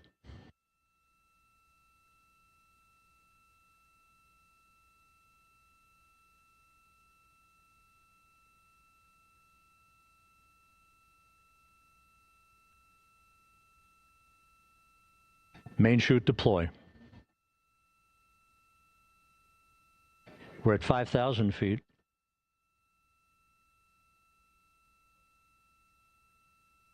Search and recovery beacon has been activated on Integrity. And we have 3 good main chutes. Good 3 main chutes, good reefing, good descent rate. Good rates, and we see 3 good-looking parachutes.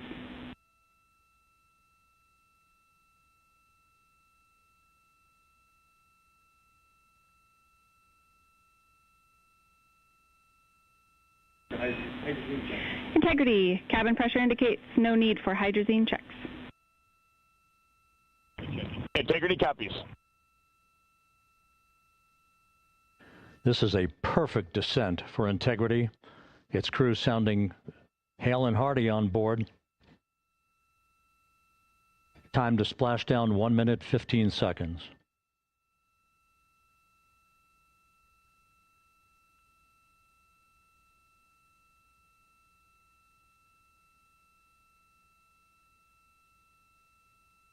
Integrity about to complete a journey spanning 694,481 miles from its launch from the Kennedy Space Center back on April 1st, and a trip around the moon.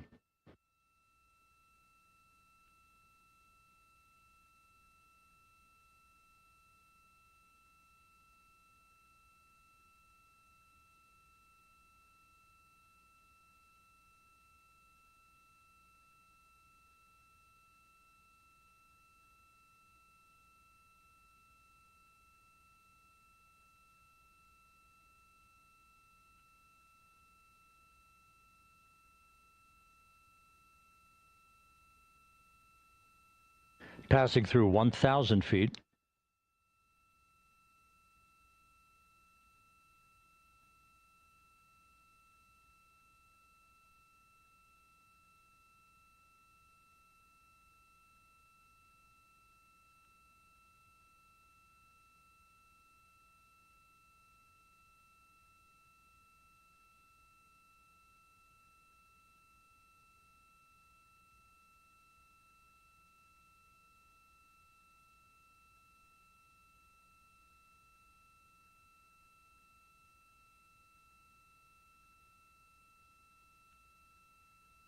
Houston Integrity, splashdown, sending post-landing command now. Splashdown confirmed. Copy splashdown, waiting on VLDR. Splashdown confirmed at 7:07 p.m. Central Time, 5:07 p.m. Pacific Time. From the pages of Jules Verne to a modern-day mission to the moon, a new chapter of the exploration of our celestial neighbor is complete. Integrity's astronauts back on Earth.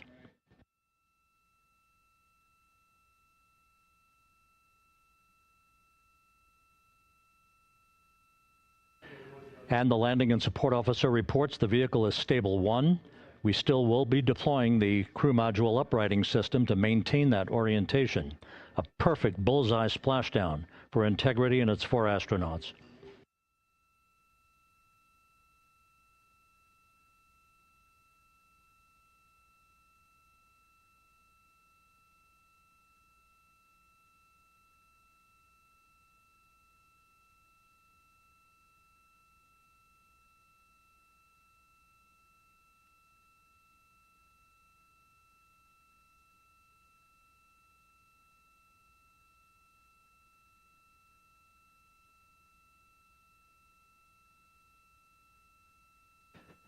The unofficial splashdown time, 7:07 and 47 seconds p.m. Central Time. We'll get that refined for you.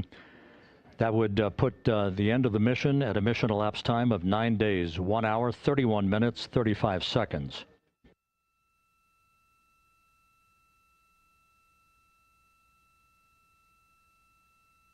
And we're configuring for very low data rate.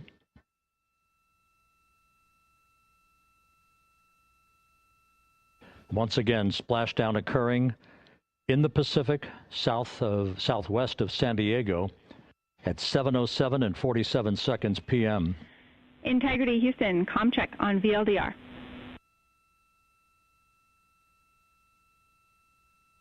Houston, we have you loud and clear on VLDR. How else? We have you the same. We'll meet you over in post-landing. Perfect communications established. What a journey. We are stable 1, 4 green crew members.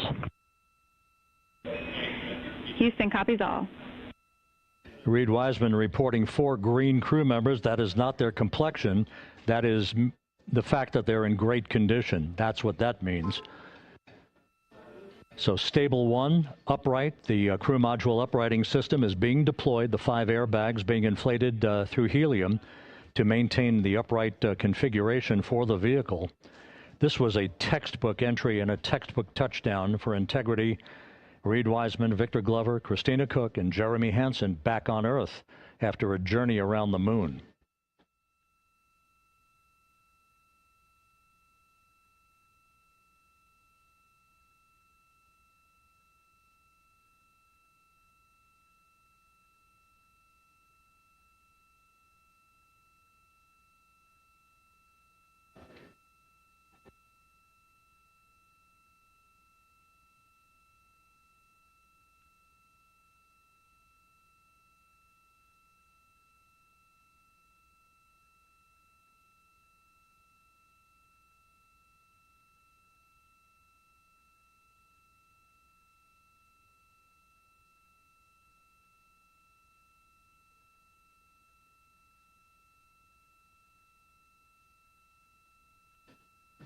We continue to monitor the functioning of the CMOOS system. The airbags are being inflated to maintain a stable 1 or upright configuration. And there's a good view from one of the naval helicopters hovering overhead. Reed Wiseman reporting 4 green crew members, meaning they're all in excellent shape.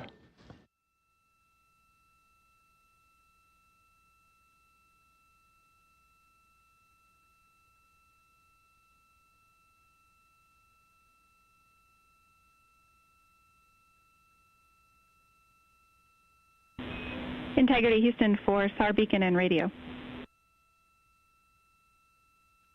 SAR beacon is in for 06, and we're powering the radio now. Go ahead. We see the beacon on. However, the recovery team is not seeing the signal. Your SAR radio uses the same antenna, so you may run into trouble with the radio. Okay, copy. And we are also powering up the sat phone now.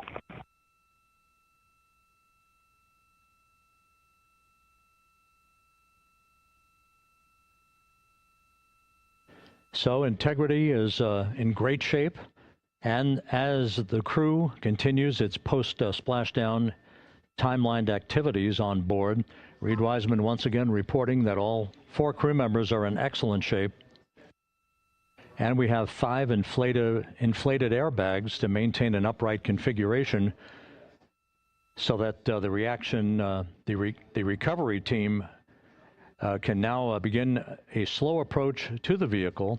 Meanwhile, here in the flight control room, Entry Flight Director Rick Henfling is polling his team of flight controllers for the start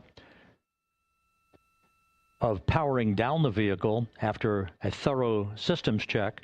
We have no toxic gases to be concerned about, so the recovery personnel can approach the vehicle, but not until we have powered down the spacecraft. That's expected to take a few more minutes.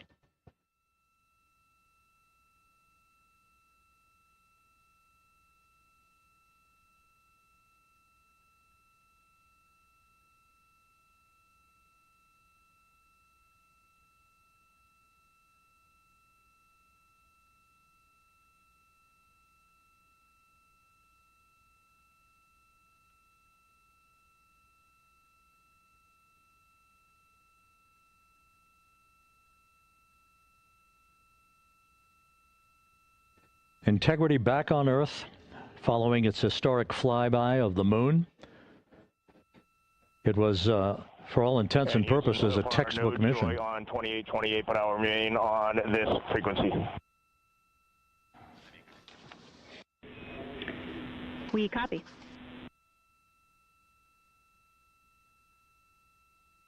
Reed Wiseman indicating some trouble with the SARSAT phone on board. But that's not an issue. What is more important is that the vehicle is solid. No issues as we begin the power down of the vehicle to begin the recovery process.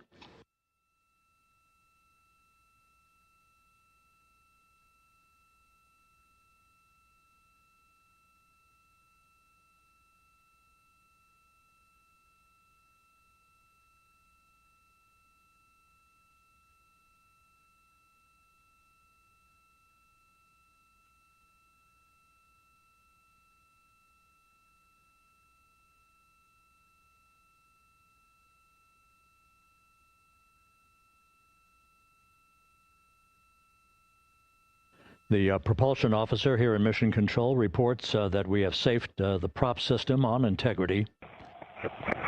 Can you say again? That was very weak and broken. Integrity, Houston did not call.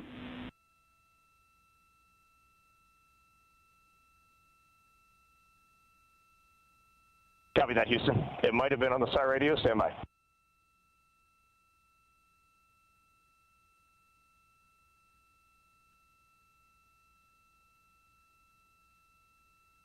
All of the milestones were executed in perfect fashion. Integrity entering the Earth's atmosphere right on time, reaching its peak speed shortly after a blackout period began. We emerged from the blackout period, but the recovery imagery airborne assets were able to pick up Integrity's descent almost immediately through entry interface, tracking the vehicle all the way down. And finally, you saw the sequence of chute deployments. First, the forward bay cover being pulled off the top of the vehicle by a series of 3 parachutes. Then the drogue chutes were deployed, followed by the 3 main chutes that slowed the splashdown velocity of Integrity to just 19 miles an hour.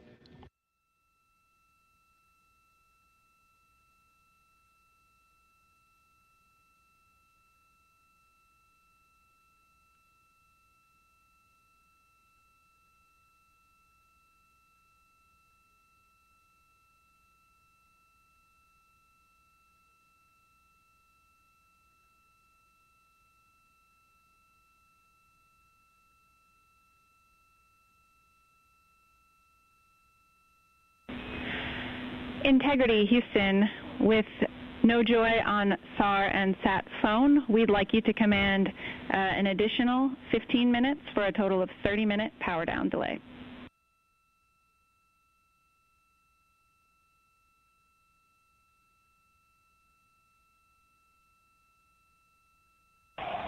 All right, Jackie, we have selected T/D+30. No joy on SAR radio or sat phone.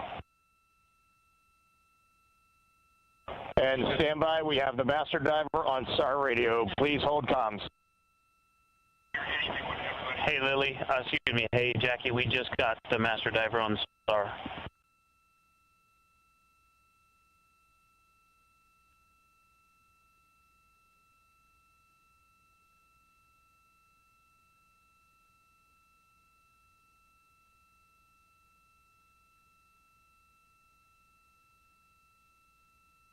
A good view of one of the fast boats. Integrity, Houston, if you are happy with your comm with master diver, you can go back to the 15-minute power down.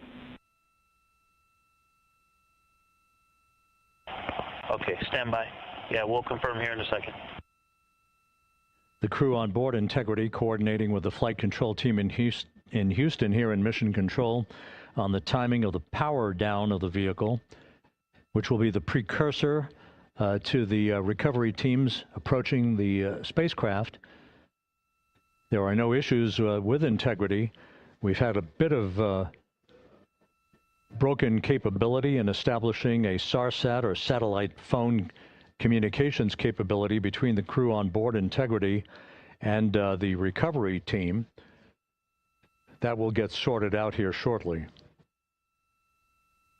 There's plenty of cooling on board Integrity, so there's no rush to begin the power down. I'm trying to call you on the sat phone and not getting an answer there either. Concur. We haven't had anything come through.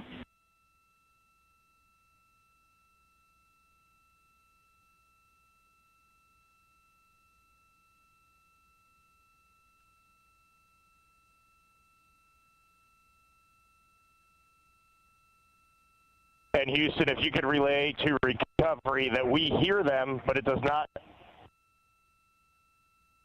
appear as though they are hearing us.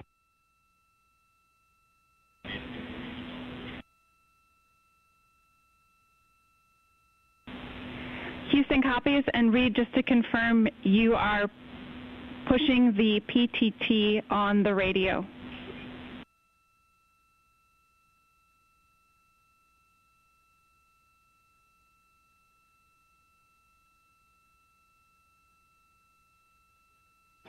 So as we continue to sort out the communications between Integrity and the recovery teams, we are standing by for the initiation of the power down procedures that, as you see, the recovery teams are moving towards the side of the capsule.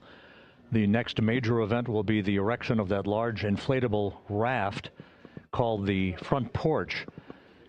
That will be the port of call for the crew as they're being extracted one by one from the vehicle.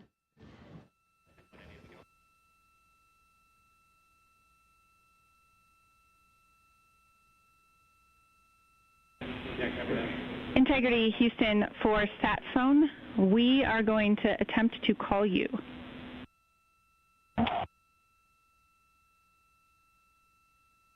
Good idea, standing by. And Jackie, yes, we are pushing the push to talk, the two buttons on the left side of the radio below the up-down arrows. We are utilizing them. I'm rebooting the radio to see if we get good comms.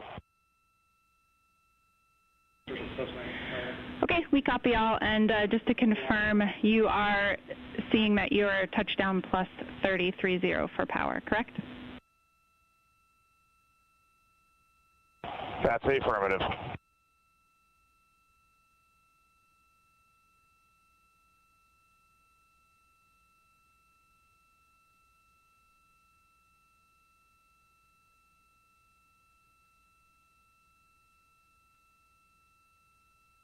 We are trying a backdoor approach to have Mission Control here call the crew on their satellite phone.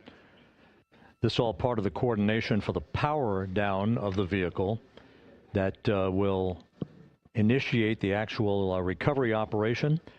The first boats with the Navy divers on board are standing by, waiting to close in on Integrity to begin the process of erecting the large inflatable raft that's called the front porch that will be where the astronauts are extracted from so that they can have a few minutes to get their land legs back before they're hoisted aboard the Navy helicopters for the flight back to the deck of the USS John P. Murtha.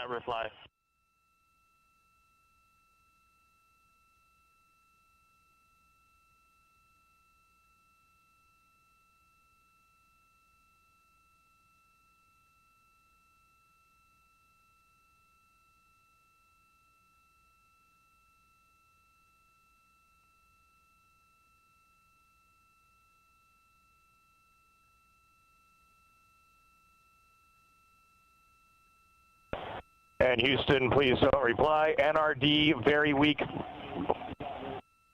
but readable. Master Diver, we can hear, but they cannot hear us.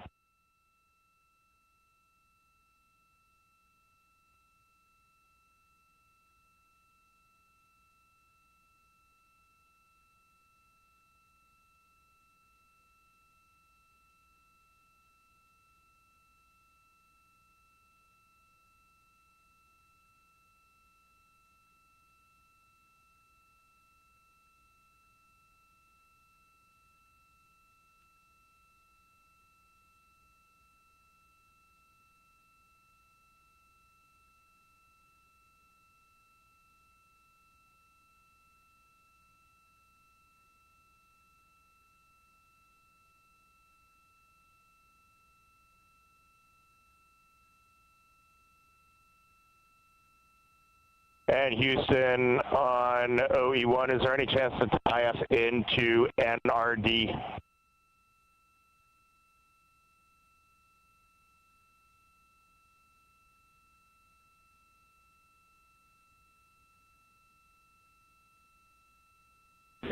Checking.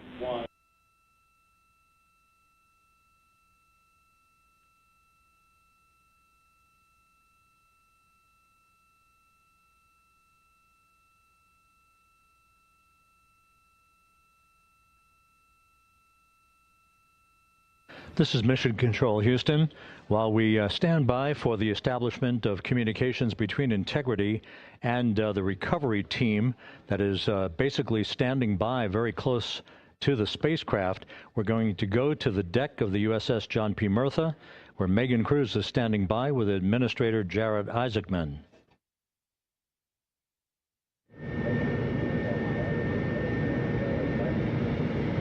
Hey, Rob, yeah, just such an honor to be able to be here on the ship, to be able to share and experience this moment with everyone together. And of course, as you just said, yes, here with NASA Administrator Jared Isaacman. Administrator, how did you feel getting to witness this and seeing NASA at its best?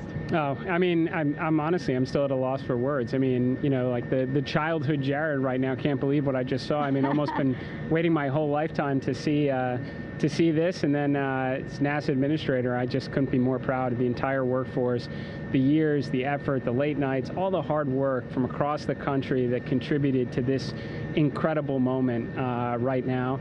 And yeah, incredibly grateful too for our teams here on the John P. Murtha right now. Yeah, look at them behind us here. We got everybody. Hey, what do you guys think? We just brought some astronauts back from the moon, huh? Unbelievable. Thank you. Yeah, so grateful to the Navy, the sailors that are here, the NASA teams. I mean, this is a joint effort that's on their way right now. These recovery forces are getting out to our Orion spacecraft, to Integrity, to get our astronauts back on the ship safely. Yeah, and this is not just an accomplishment for NASA. This is an accomplishment for humanity. Again, a historic mission to the moon and back. How does this make you feel, and what do you hope people take away from this?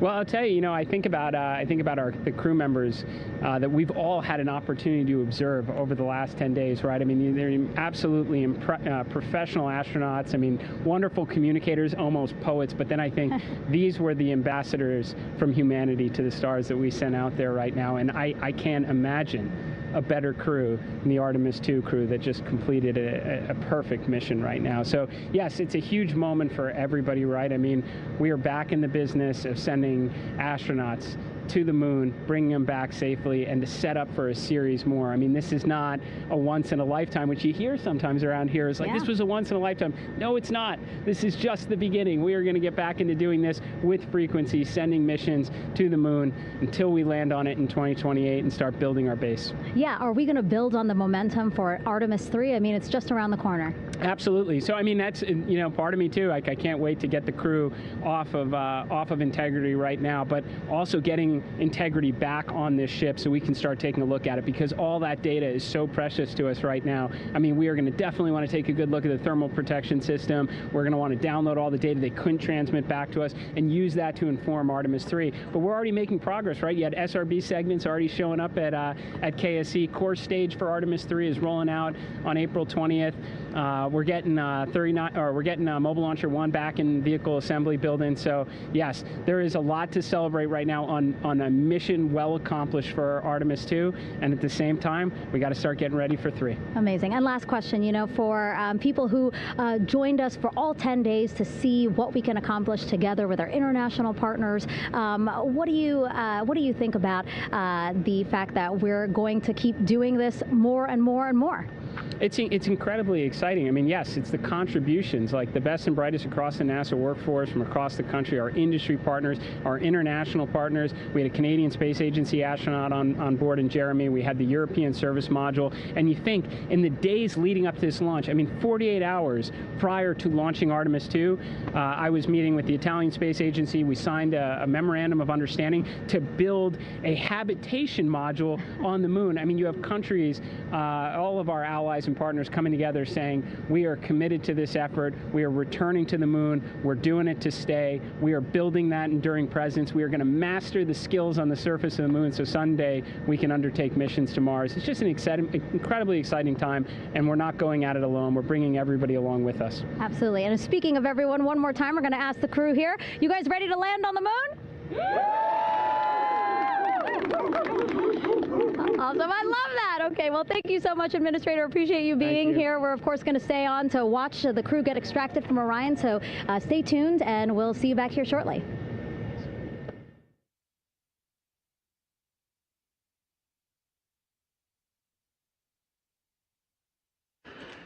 Thank you, Megan, and thank you, Administrator Isaacman.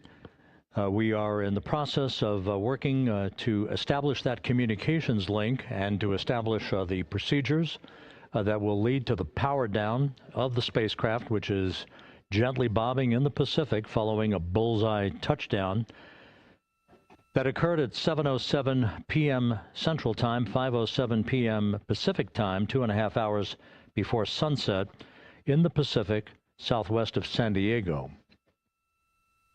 We have once again heard from the crew during that interview opportunity with the administrator, and we have 4 healthy crew members on board.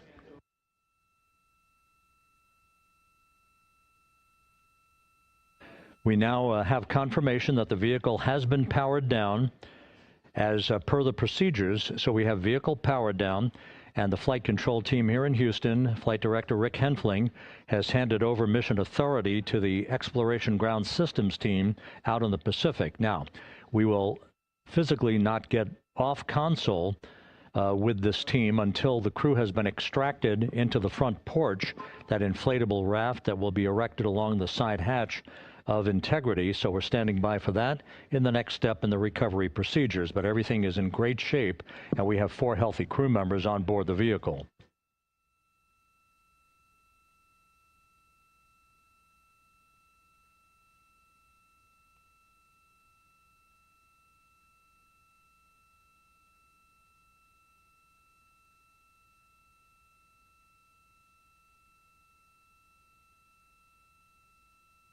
All of the entry events went by the book, no issues, perfect trajectory for Integrity that was culminated with one final raise burn to improve the angle of attack for the vehicle as it entered the Earth's atmosphere. All of that flight dynamics computation worked like a charm.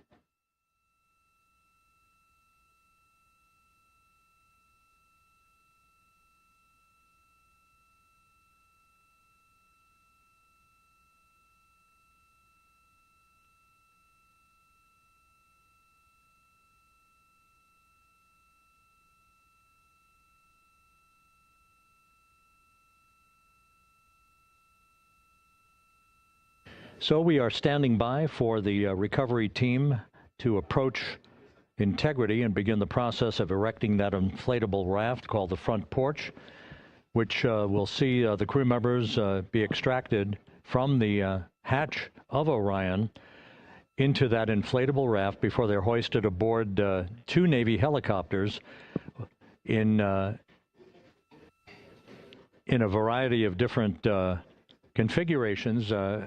Each crew member will be hoisted in sequential fashion, in alternating fashion, two crew members for each helicopter before they turn around to head back to the John P. Murtha. Once on the deck of the ship, they'll be brought into medical bay for comprehensive medical exams. But Reed Wiseman has reported several times that the crew is in excellent shape.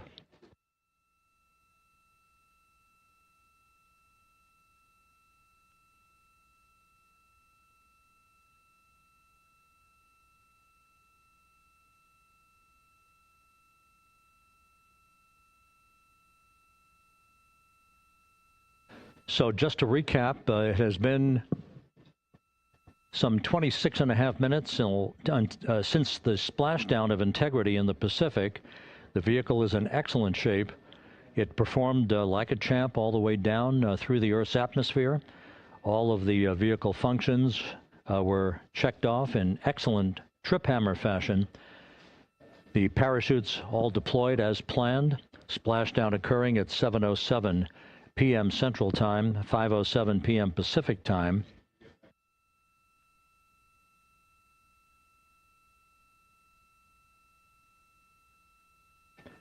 And after a bit of a tussle to try to establish a communications link with the recovery team, we were finally able to run through the procedures for the powering down of the vehicle. We've handed over mission authority to the Exploration Ground Systems folks out in the Pacific, and the recovery team will be approaching the vehicle shortly to erect the inflatable raft called the front porch before opening the hatch to Integrity to bring the crew members onto that raft before they're hoisted onto two Navy helicopters, two crew members for each helicopter, before they're flown back to the deck of the USS John P. Murtha.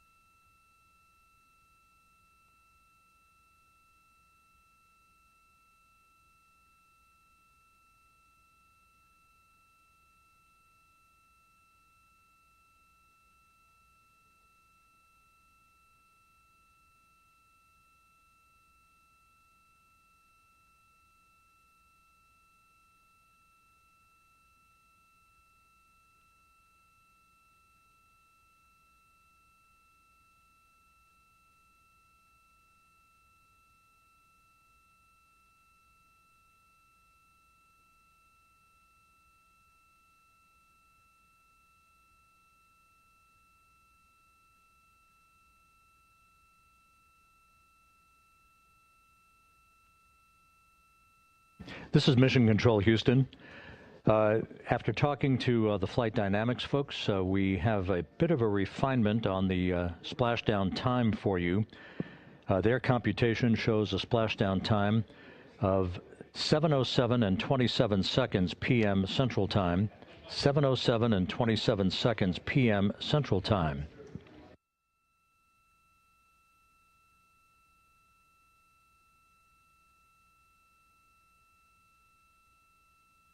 That would equate to a mission elapsed time of 9 days, 1 hour, 32 minutes, and 15 seconds.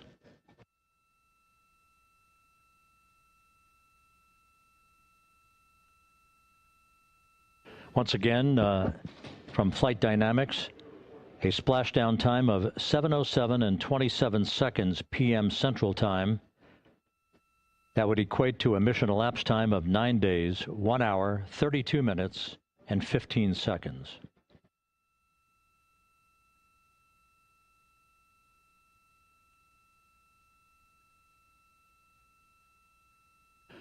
Reports from the Pacific indicate that the recovery team, in communications with the crew aboard Integrity, that the crew remains in excellent shape as they await the approach of the team for a final hazard gas evaluation before they move to the side of the vehicle to erect the inflatable life raft called the front porch.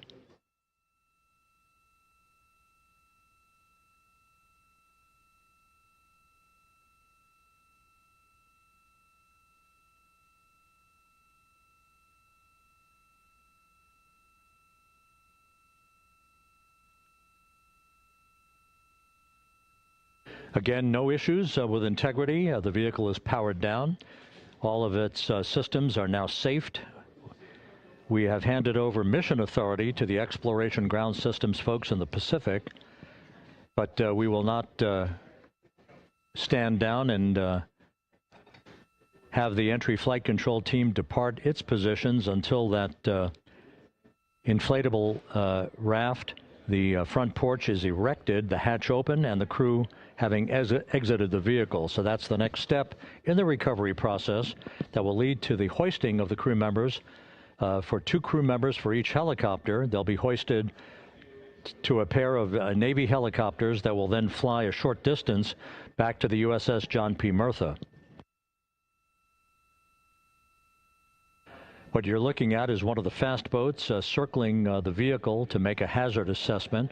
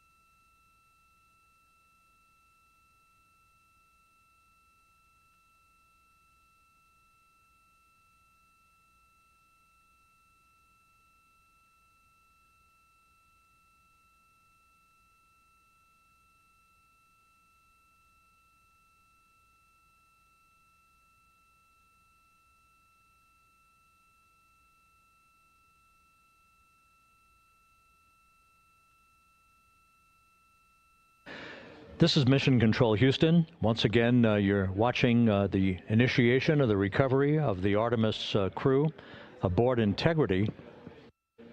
All of the Navy divers and the fast boats are now approaching the spacecraft after conducting a hazard assessment. The vehicle has been powered down. Entry Flight Director Rick Henfling now waiting for the life raft, the front porch, to be erected along the side of the vehicle so that the hatch can be opened and the crew members extracted from Integrity, soon to be hoisted one by one into a pair of Navy helicopters for a short flight back to the deck of the USS John P. Murtha. If you missed it earlier, we talked to Flight Dynamics and received a more official touchdown time or splashdown time, as it were, of 7:07 and 27 seconds p.m. Central Time, 5:07 and 27 seconds p.m. Pacific Time. That would equate to a mission elapsed time of 9 days, 1 hour, 32 minutes, and 15 seconds.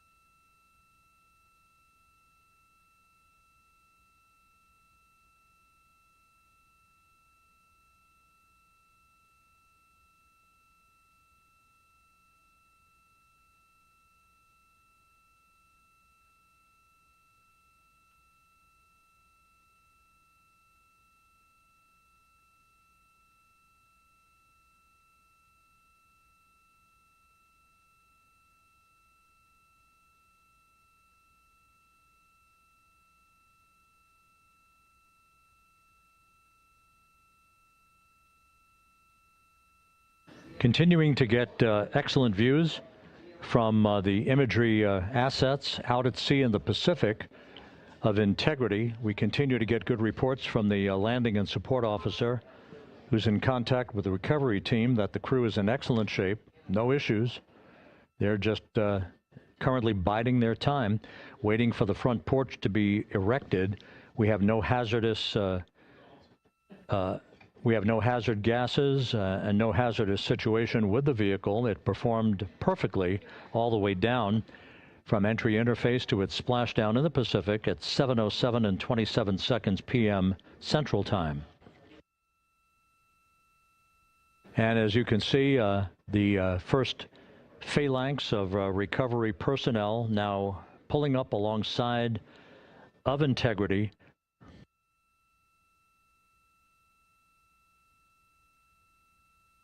This includes Navy divers, a Navy flight surgeon, and other recovery personnel who have trained for several years for this recovery process.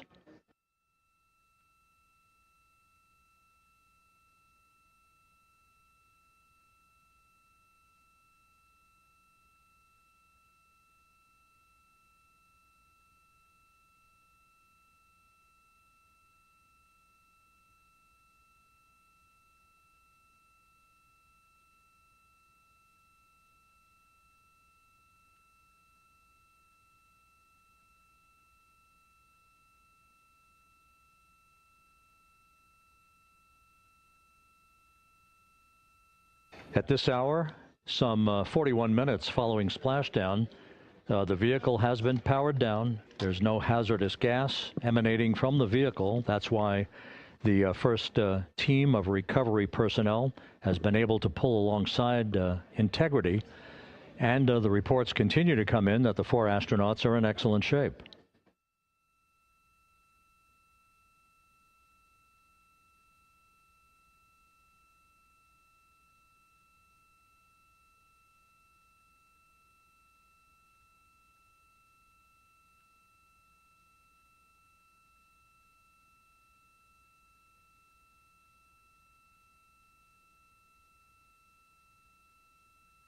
Yes.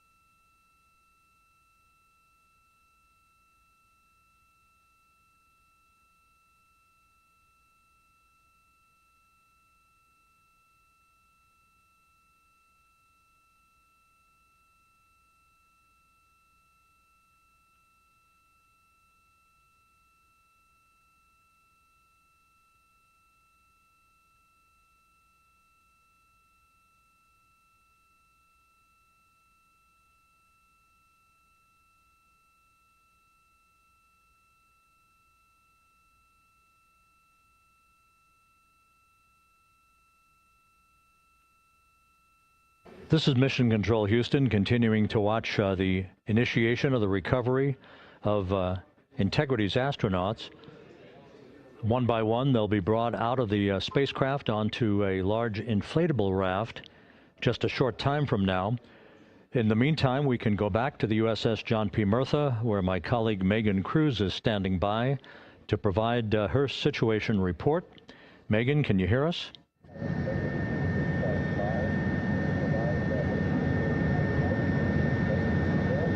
Hey, Rob. Yes, I can hear you. Thank you. Yeah, we're back here on the bow of the recovery ship where there are still plenty of people peering out into the water. We are not very far from the action everyone is seeing on their screen now. The Orion spacecraft, Integrity, in the ocean, surrounded by a number of recovery boats.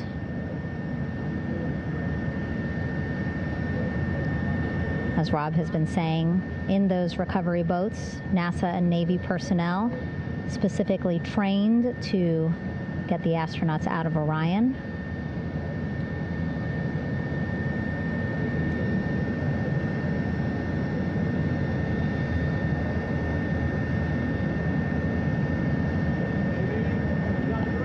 In some of our wide shots, you can probably see that there are 6 boats out in the water. More than 40 people out in the water right now on those boats.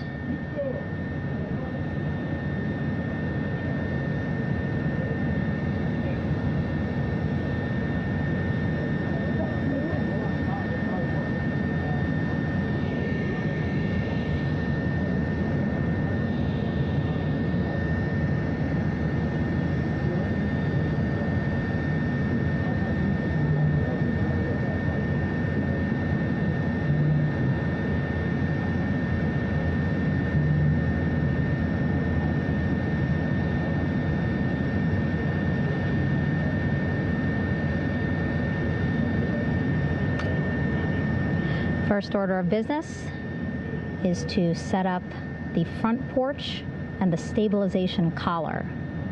You might also hear it referred to as a stab collar. Basically just to make sure that Orion stays upright, doesn't sway in the water too much, again, to make it easier for recovery forces to get the astronauts out.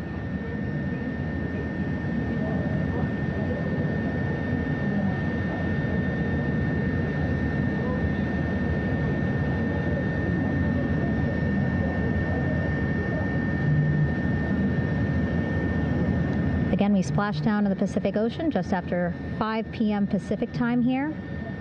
It's a requirement by NASA to be able to get the crew out of Orion within 2 hours of splashdown. So doing great on time so far. Plenty of time. No rush either. I was speaking to NASA flight surgeon Rick Schuring earlier in this broadcast, and he said to me, no rush to get the crew out. Just want to make sure that they're feeling good. And whenever they're ready to take their step out of Orion and onto that large raft, the front porch, folks will be ready.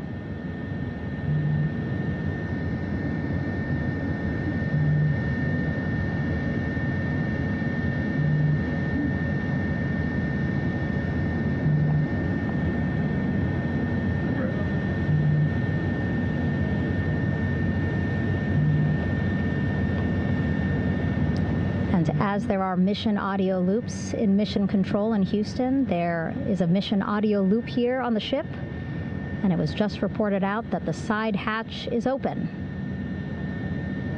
Side hatch of integrity is open. You're getting these beautiful shots from our aerial assets. The ship itself, where I'm on, just 3,000 yards away. Again, plenty of people on the boat here, glued to the side closest to where they can see all this action. And again, with just 3,000 yards separating us, great views from the bow here. You can see now that side hatch is open.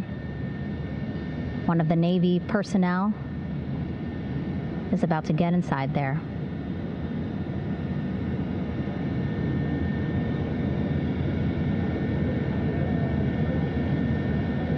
In they go. In total, 4 will go into Orion. So it'll be a little bit of a tight squeeze, but the goal is to have a recovery personnel with each astronaut assessing them.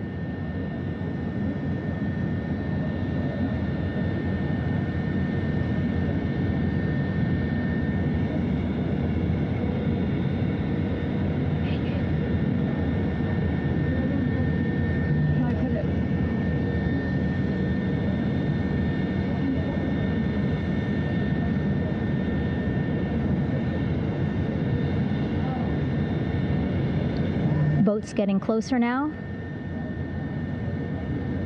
Again, that one that's right up against Orion, those are the divers that will go in to the spacecraft to check on each of the astronauts. These other boats will begin doing a number of things, putting on that stabilization collar onto Orion, building that front porch. Eventually, they will retrieve the parachutes, as well as tow Orion back to the well deck of the recovery ship here.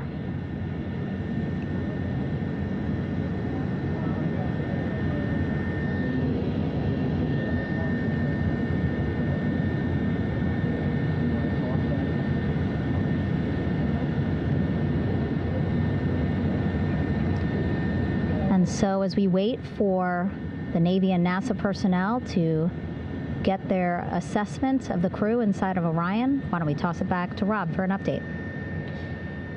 Yeah, thank you, Megan. Here in Mission Control, Flight Director Rick Henfling and the entry team of flight controllers still on duty. The vehicle has been powered down for some time now. There are no hazardous gases emanating from integrity. That, of course, allowed the recovery personnel to approach the vehicle and then open the hatch to begin the initial medical assessment of the crew, as you just indicated. Now we're standing by for the erection of that inflatable raft, the front porch, alongside of the vehicle that will enable the crew to be extracted one by one onto the raft, have a moment or two to get their land legs back before they're hoisted into two hovering Navy helicopters, 2 crew members for each helicopter, for a short flight back to the deck of the USS John P. Murtha.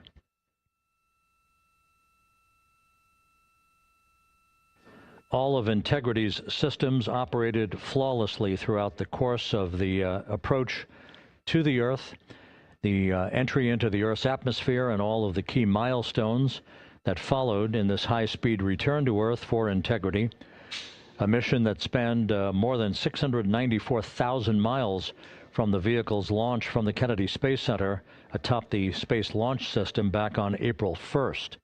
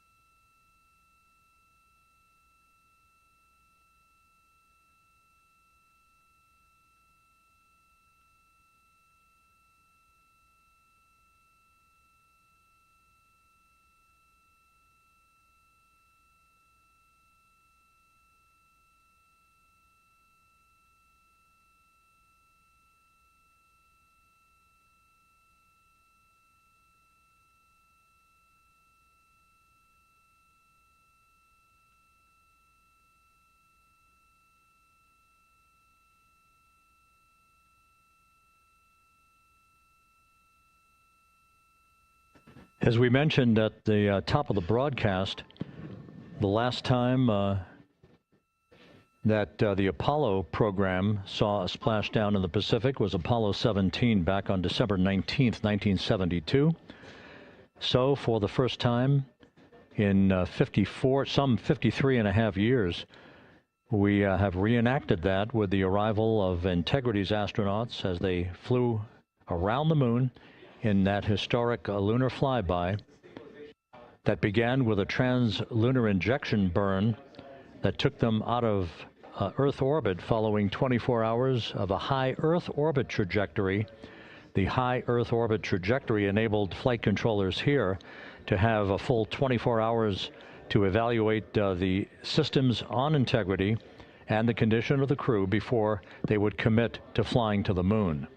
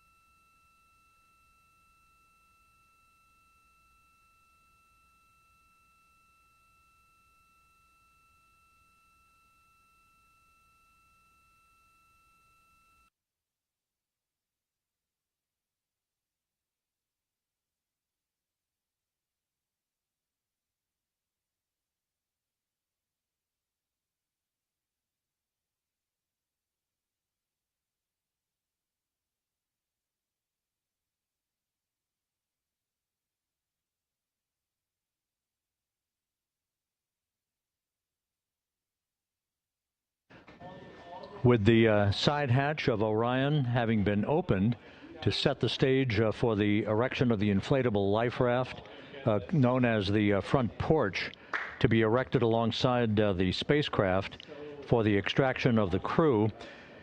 Let's play for you an interview that my colleague Megan Cruz conducted on the USS John P. Murtha with Navy diver First Class David McMahon that explains how this process is unfolding. Okay, Davey, so you and some of your team, one last look over of the stabilization collar, correct? Yes, ma'am. Okay, so what is this stabilization collar? This is what's going to stabilize the capsule out there in the ocean. We don't know how good the weather or the waves will be that day, so this will help prevent any unnecessary occurrences from happening, stabilizing the capsule and the astronauts inside. So basically this is a float that will go around Orion. I'm assuming that what they're doing right now, these are the lines that will attach the collar onto Orion? That is correct.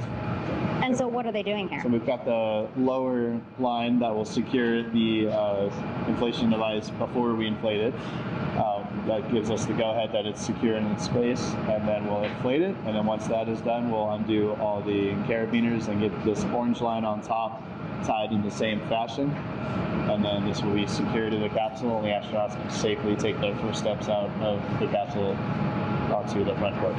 Okay, and how long will it take them to set up the stabilization collar? We should definitely be able to handle this in under 10 minutes. Okay, wow. And then you just mentioned the front porch. So basically after they set up this stabilization collar, then they set up what's called the front porch here. That's correct. Okay, and what's the front porch? Front porch is basically a bigger waiting room for the astronauts to sit in while we wait for the helicopters to show up and grab them. Okay, so the medical team that was inside with the crew, they're going to help them out and onto the front porch? That is correct. And then what happens here?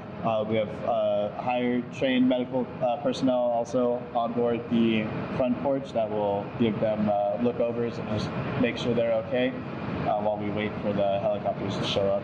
Okay. How does it feel, I mean, your team, you, to be part of a mission that's returning astronauts from the moon in more than 50 years? We all feel extremely honored to be a part of this, as well as a bigger mission for the Navy and joining up with NASA to do great things. Mm-hmm. And do you feel like you and your team are ready? Yes, very ready. Cool. All right, thank you so much. Thank you.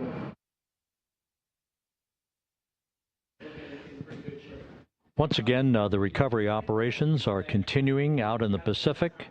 We shortly should see that life raft, the front porch, erected alongside the side hatch of the vehicle.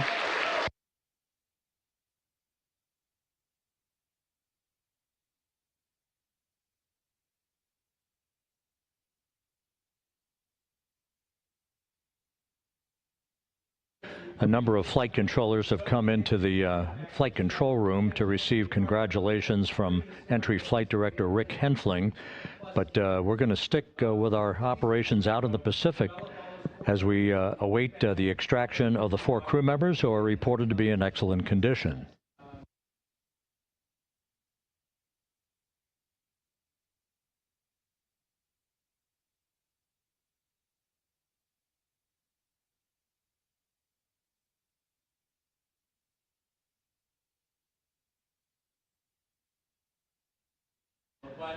Again, while we stand by for that front porch to be erected alongside of the side hatch of the vehicle, let's go back to the USS John P. Murtha and Megan Cruz. Megan?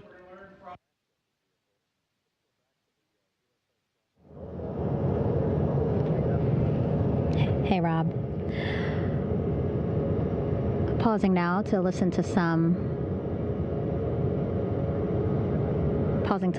internal audio loops. Again, the operations team here on the ship communicating with everyone out on the water.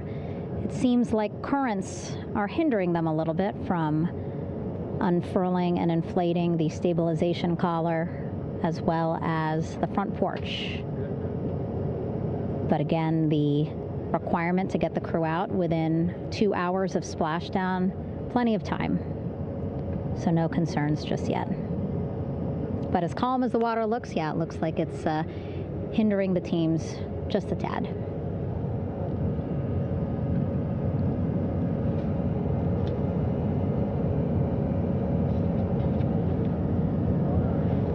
You can see in some of our shots that side hatch still open. Again, inside there are now 8 people inside.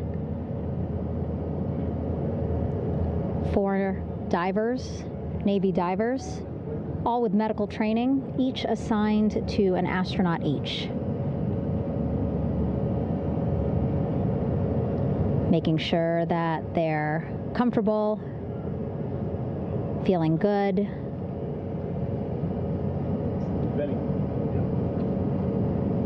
As you've heard us say in the broadcast, you know, they expect a little bit of discomfort. Again, these astronauts just traveled back to Earth at 25,000 miles an hour, a nearly 695,000 mile journey around the moon.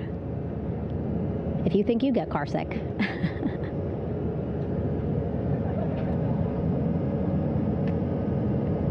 Again, 6 boats out there, lots of gear with them, just in case, right? As we said, the crew reported feeling great, but again, all those folks out there in case they weren't, right? NASA is all about making sure we think about every situation that can happen, and so, of course, wanted to be ready in case any of our astronauts needed more medical attention while out there in the water.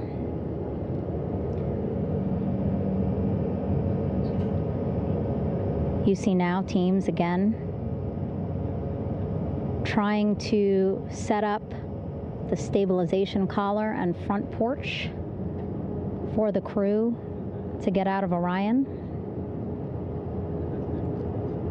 They need both, right? The stabilization collar will keep Orion from swaying as you see it is doing now.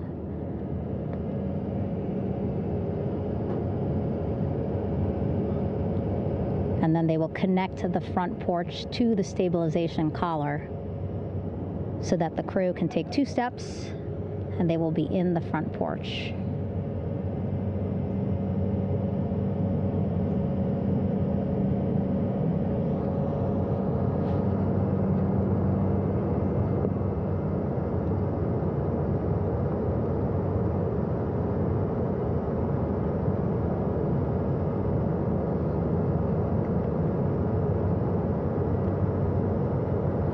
Not a lot of chatter on the mission audio loops. That's a good thing. Again, things proceeding pretty nominally, even if they're fighting some currents out there on the Pacific Ocean.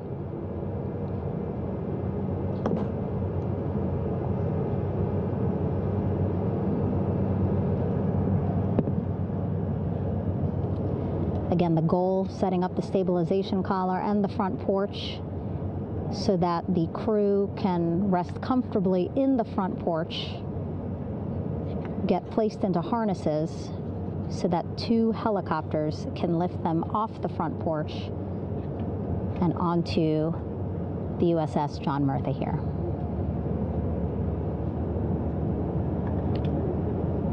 The helicopters are going to take turns picking up an astronaut. So again, Helo 1 and Helo 2.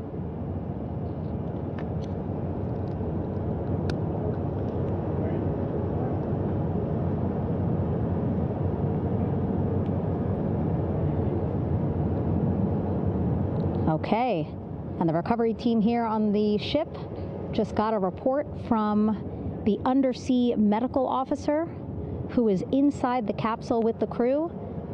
He is reporting all 4 members are green. All of our 4 astronauts, Reed, Victor, Christina, Jeremy, green, meaning they are feeling great, not the complexion of their skin. They are feeling great, happy to be home, and ready to be extracted as soon as possible.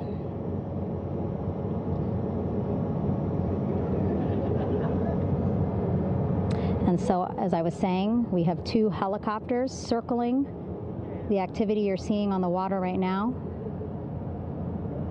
Each will take turns picking up an astronaut.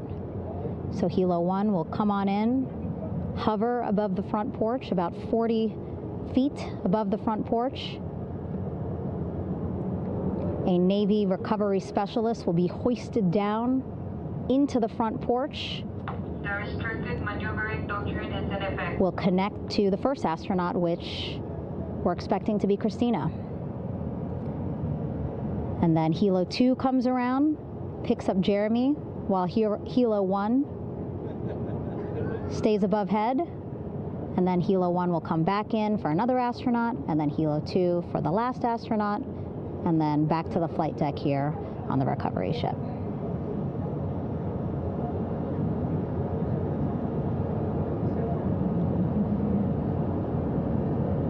I was talking to Assistant Artemis Recovery Director Paul Sierpinski.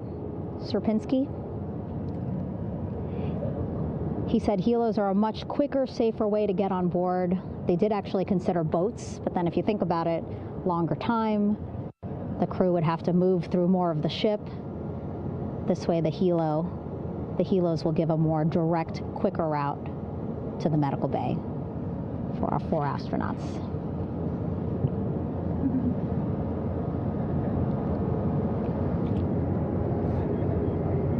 Beautiful shots from our aerial and imagery teams.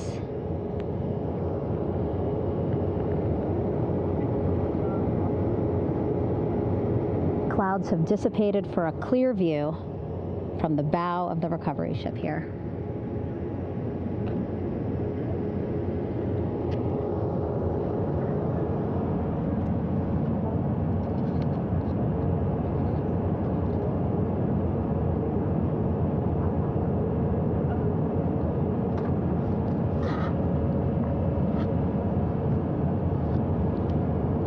You can still see divers in the water there.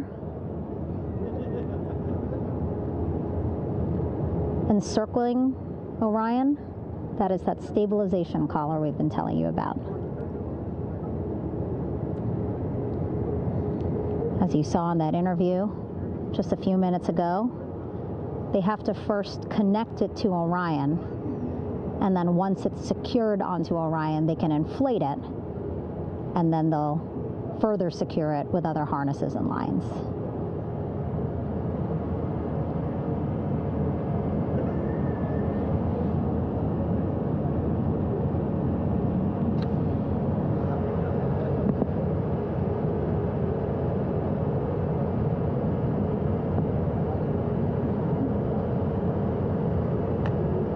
About an hour and 10 minutes since splashdown in the Pacific Ocean here.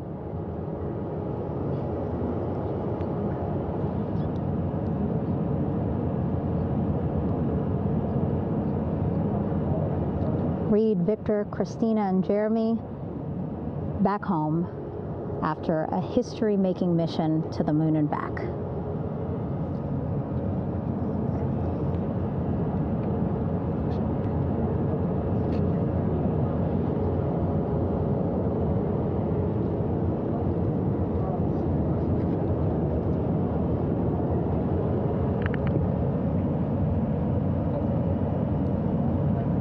If you missed what we said just a couple of minutes ago, the undersea medical officer inside with the crew in Orion reporting all 4 crew members feeling great.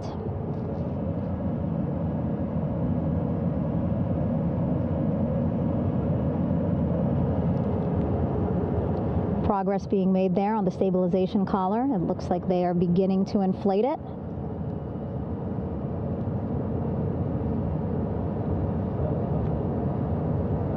And it looks like they're starting to unfold the front porch in order to get that into the water here shortly and inflate that as well.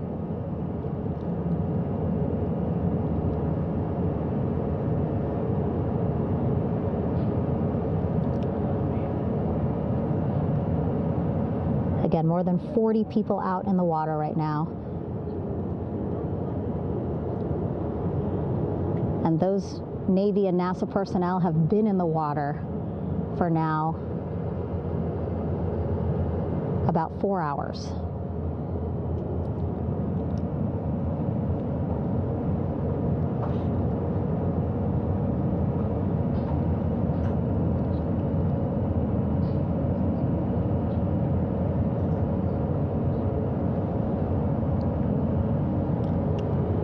The reason why they had to get out so early is just to stage everything. And actually here on the ship,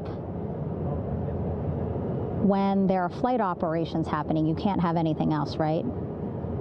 Just because the flight deck can be a dangerous place, so they just want to focus on planes coming and going from the ship, so that's why they wanted to get the boats in the water to make sure that they have all the time they needed for the flight ops. And then the same crew here out in the water, they will stay out in the water for a number of hours after we recover the crew and get them back on the ship, because then they have to recover Orion.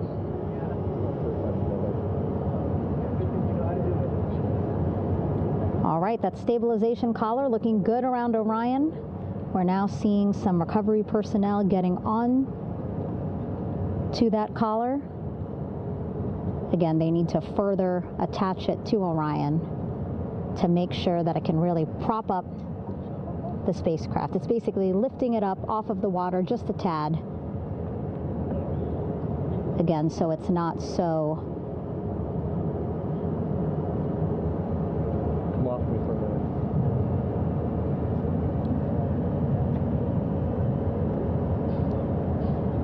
So it doesn't sway so much in the water there.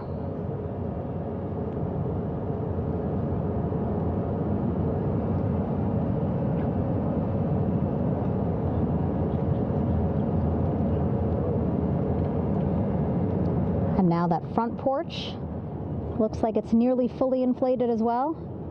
You can see a much larger surface area.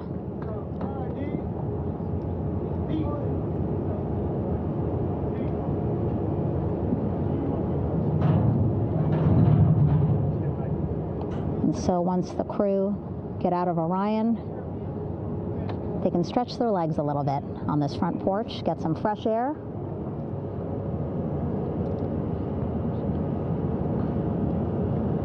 And enjoy this beautiful day here on their home planet.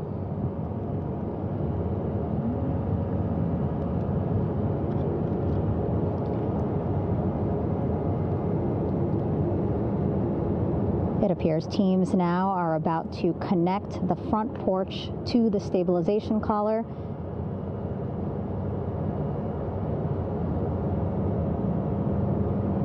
And at that point, when both are secure, we should soon see astronauts come out of Orion.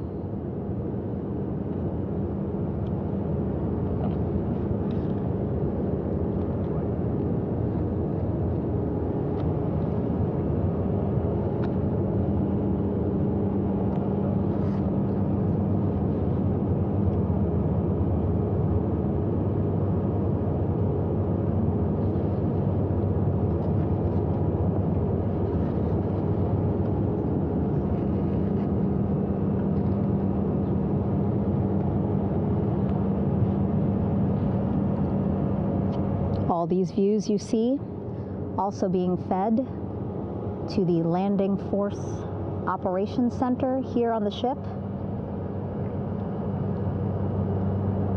Of course, it is very important for our recovery teams leading the mission to have all the views that you're seeing as well. Again, listening to their communication loop here on the ship. Very quiet, which is a good thing. It means things are going pretty nominally, meaning as expected.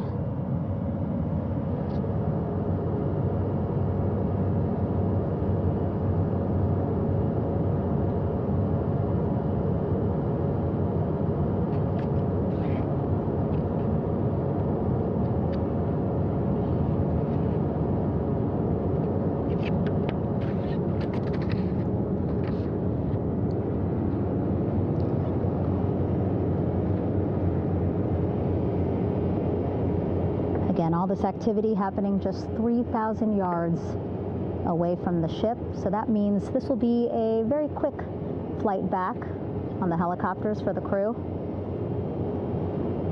2-3 minutes, and then they'll be back here on the ship. I know.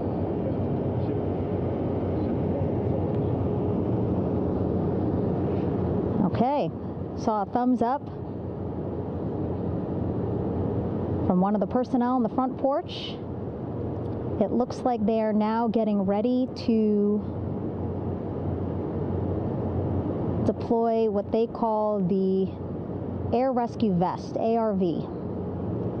And so this is the harness that each crew member will get into in order to be hoisted into the helicopters. Again, those helicopters hovering just about 40 feet above the front porch when they're ready to pick up each crew member.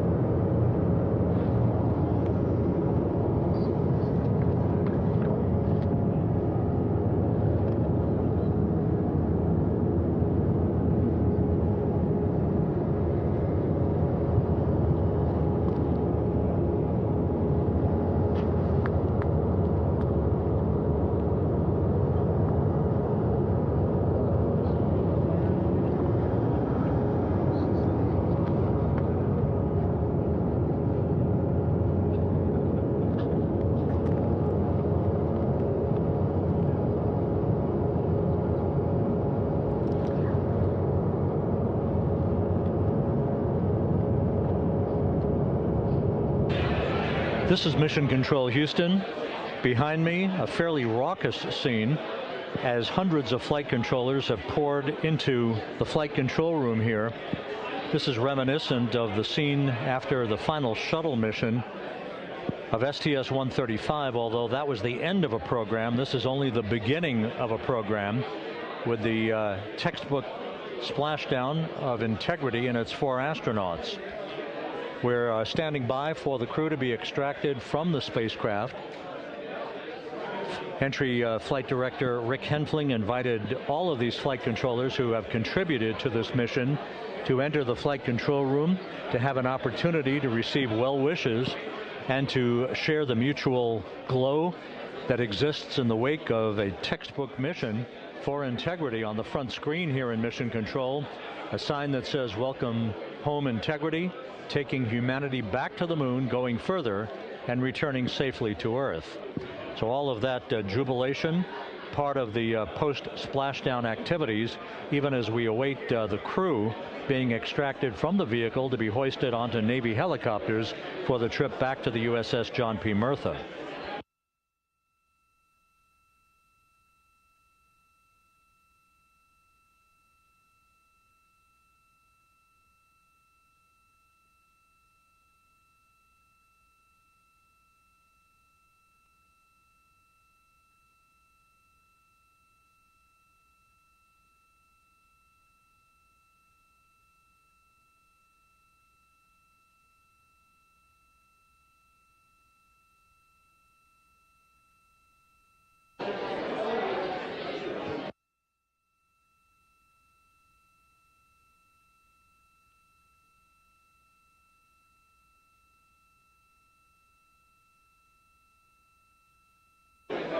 Once again here in Mission Control, this view of the Artemis Flight Control Room, known as the White Flight Control Room. This is the old shuttle flight control room, and now is the home of Artemis missions to the moon and beyond. Once again, quite a few flight controllers were invited in by Entry Flight Director Rick Henfling to share in the jubilation following the successful splashdown of Integrity. That splashdown occurring an hour and 22 minutes ago, as we stand by for the completion of the extraction of the crew, and ultimately they're hoisting onto Navy helicopters for a short flight back to the USS John P. Murtha. Splashdown occurred at 7:07 and 27 seconds p.m. Central Time. I had an opportunity to talk to the head of flight dynamics, Jeff Birch, a moment or two ago. He said the trajectory of Integrity coming through the Earth's atmosphere was so precise, they've never seen anything line up on a ground track like today's entry by Integrity for its splashdown southwest of San Diego.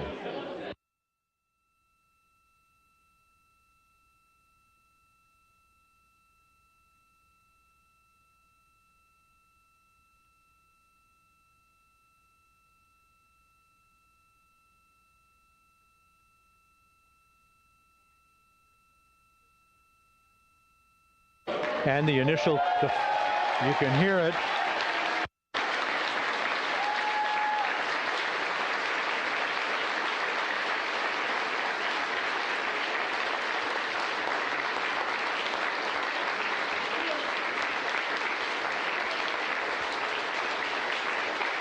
Jubilation here in the flight control room. The first crew member is out of Integrity.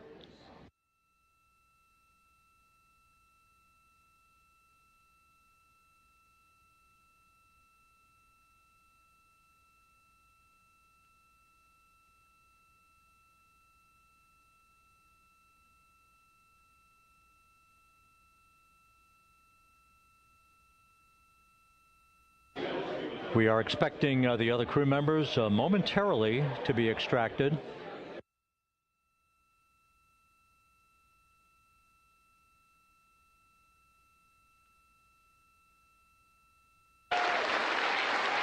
We now have 2 crew members out.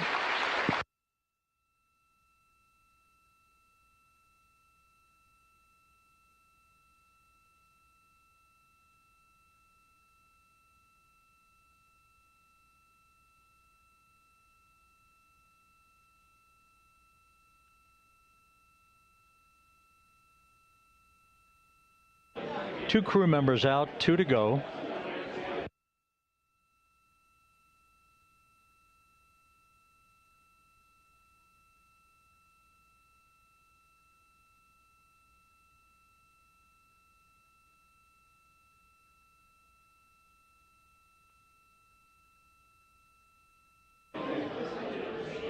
We're about 1 hour from sunset out in the Pacific. Everything continues to go well. Integrity's systems function perfectly during its entry back to Earth. And Reed Wiseman, the commander who will be last out of the vehicle, reported that all the crew members were feeling very well.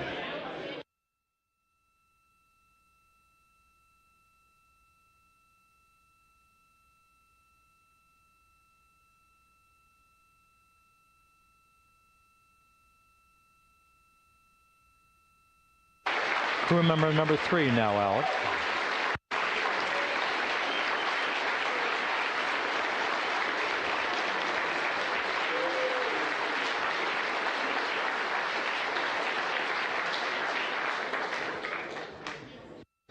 And now standing by for the commander, Reed Wiseman, who will be last out of his ship.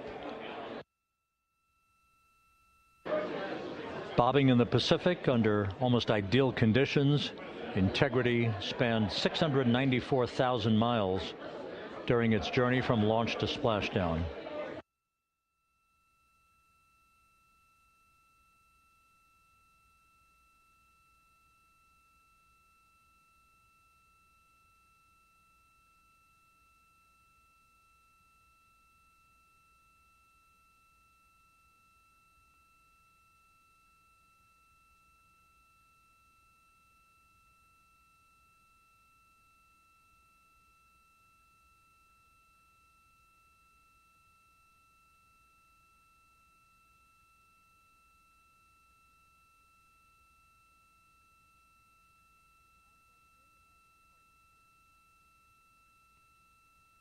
And we now have Reed Wiseman out of the vehicle. All 4 crew members now out of Integrity.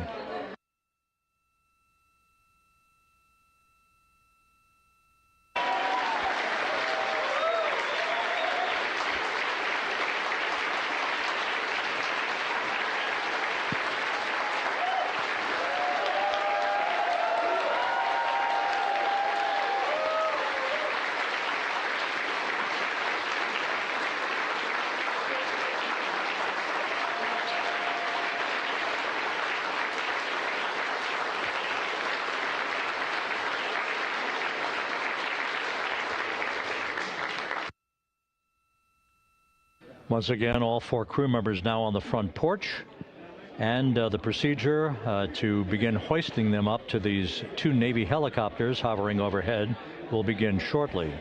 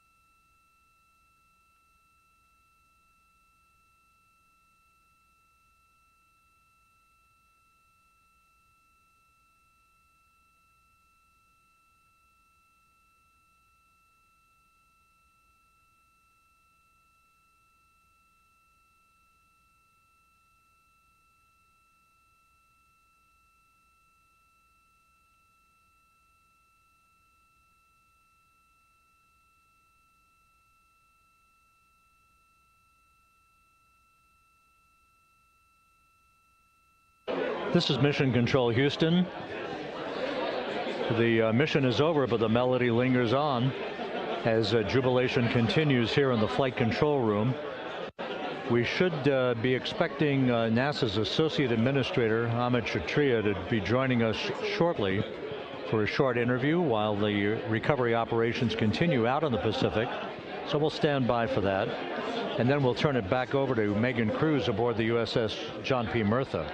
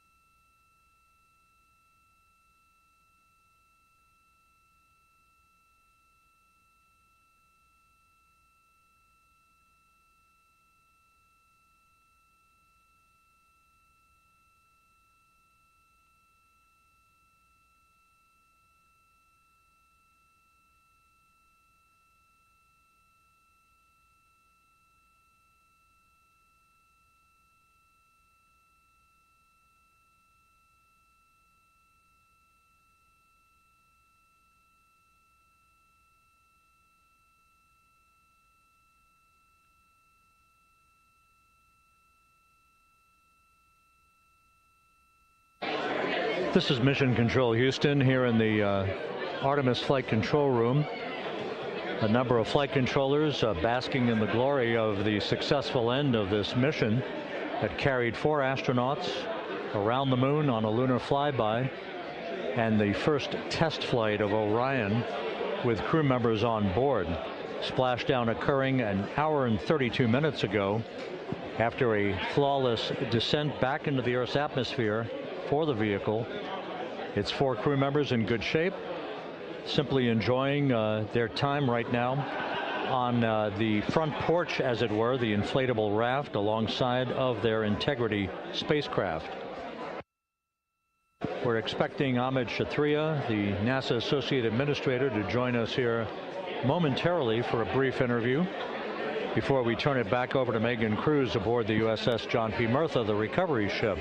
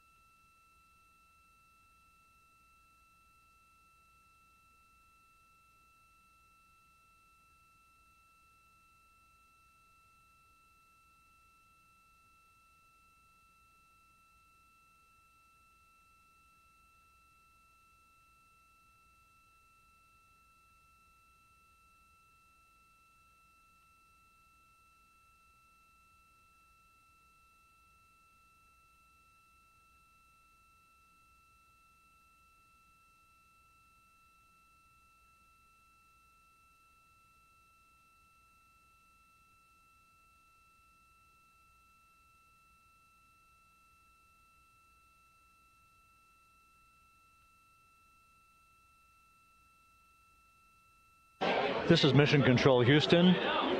We're about an hour and 34 minutes since the textbook splashdown of integrity in the Pacific to bring home our astronauts. And with us now is Amit Kshatriya, the NASA Associate Administrator. Amit, a little bit of history made tonight, a little bit of history made over the past few weeks. Your thoughts as this team here basks in the glow of what they just accomplished? Yeah, Rob, we're here in the control center, and it's kind of overrun with jubilant folks in the Mission Control Houston, as well as engineering, and folks that just want to be here, part of it, as we watch our crew get extracted from the vehicle. And you know, my thought is always about these teams, the team that's in the water right now pulling the crew out, the team here in Houston that worked so hard over the last 10 days, no sleep to get this done. You know, we still have some work to do to get the crew to the med bay here on the ship. They all look great coming out, so hopefully that won't be too long. You know, I think we saw the administrator on the boat too, giving his thanks to the Navy team on the Mirtha, which they're just an incredible group of sailors. I was able to visit with them a couple weeks ago. And then if you pull it all the way back to the workers and the folks that joined the rocket at Michoud, that made the heat shield tiles that held together tonight, that stacked the vehicle in Florida, that integrated the vehicle in Denver, that fired the engines in Stennis, that fired the boosters in Promontory. I mean, this is the entire team, coming together and being tested by the environment that this machine went through, and they did it right. The work was good. They did it right. You've said in a number of briefings, of course, and in other forums that this is just the first step. The cadence has to step up, as the administrator has indicated. Now, it's a little early for the full report card on how Integrity did, but did this mission ultimately, from your eyes view, exceed expectations? It absolutely did. I mean, I was waiting to talk about this until we're in the water, and I think we still have, again, work to do to bring it in and really kind of go through it bolt by bolt and see what we learned. But I mean, so far, given what we learned during the mission and given how we performed on ascent, on entry, I always think about energy in terms of the states that you worry about the most, and every time we put these machines through these incredibly energetic states, they came through. So I'm fairly confident that we made a big step tonight to get us on the path towards the surface. I think the path to the surface is open now. We do have to do all the work, and we'll make sure we talk about that as cleanly as we can. We learned a few things during the mission, but I have to tell you, this was an incredible test of an incredible machine. From an American psyche standpoint, the Empire State Building was lit up red, white, and blue tonight. Our coverage was seen on baseball stadiums around the major leagues. How captivating was this experience for the American people, for the world, in fact, as we returned to the moon? I have not been able to watch a lot of the coverage as we've progressed through the mission. I will tell you, just from my witness in Florida before launch, and then seeing the people's faces here, and then reading where I can about how things are going. I think this has been a gift to the world from NASA. NASA has given the world a gift, proving to folks all over the place, especially young people, and that to me is what this is really about. Young people, when they see what we can do when we work together, when we have teams that collaborate, that it doesn't matter how hard the problems are, we can solve them. I'm hopeful that Artemis II, as folks witness what we were able to do with this incredible crew, this incredible team that we've birthed into the world, scientists and engineers and artists that have been inspired by this. And even if they don't come work in the program, which separately they should come work in the program, because Lord knows we need the help, but even if they don't want to come work in the program, hopefully they grow up to recognize they can do amazing things when they work together and contribute to society and be good citizens and really change the way, the challenges that are coming in the world are overcomable if we work together like this. And one final question. Flying to the moon, we did it. We've done it again this past week and a half or so. But the engineering that went behind the design of this mission and the precision, the pinpoint precision of this vehicle entering that entry corridor, it's almost mind-boggling. Yeah, it is incredible when you think about the energies involved and the uncertainties involved. That when we inserted the vehicle into orbit, it was 99.2% down the middle. When we dropped the vehicle right on top of the fleet here, our guys knew exactly where to go, but the guidance was perfect.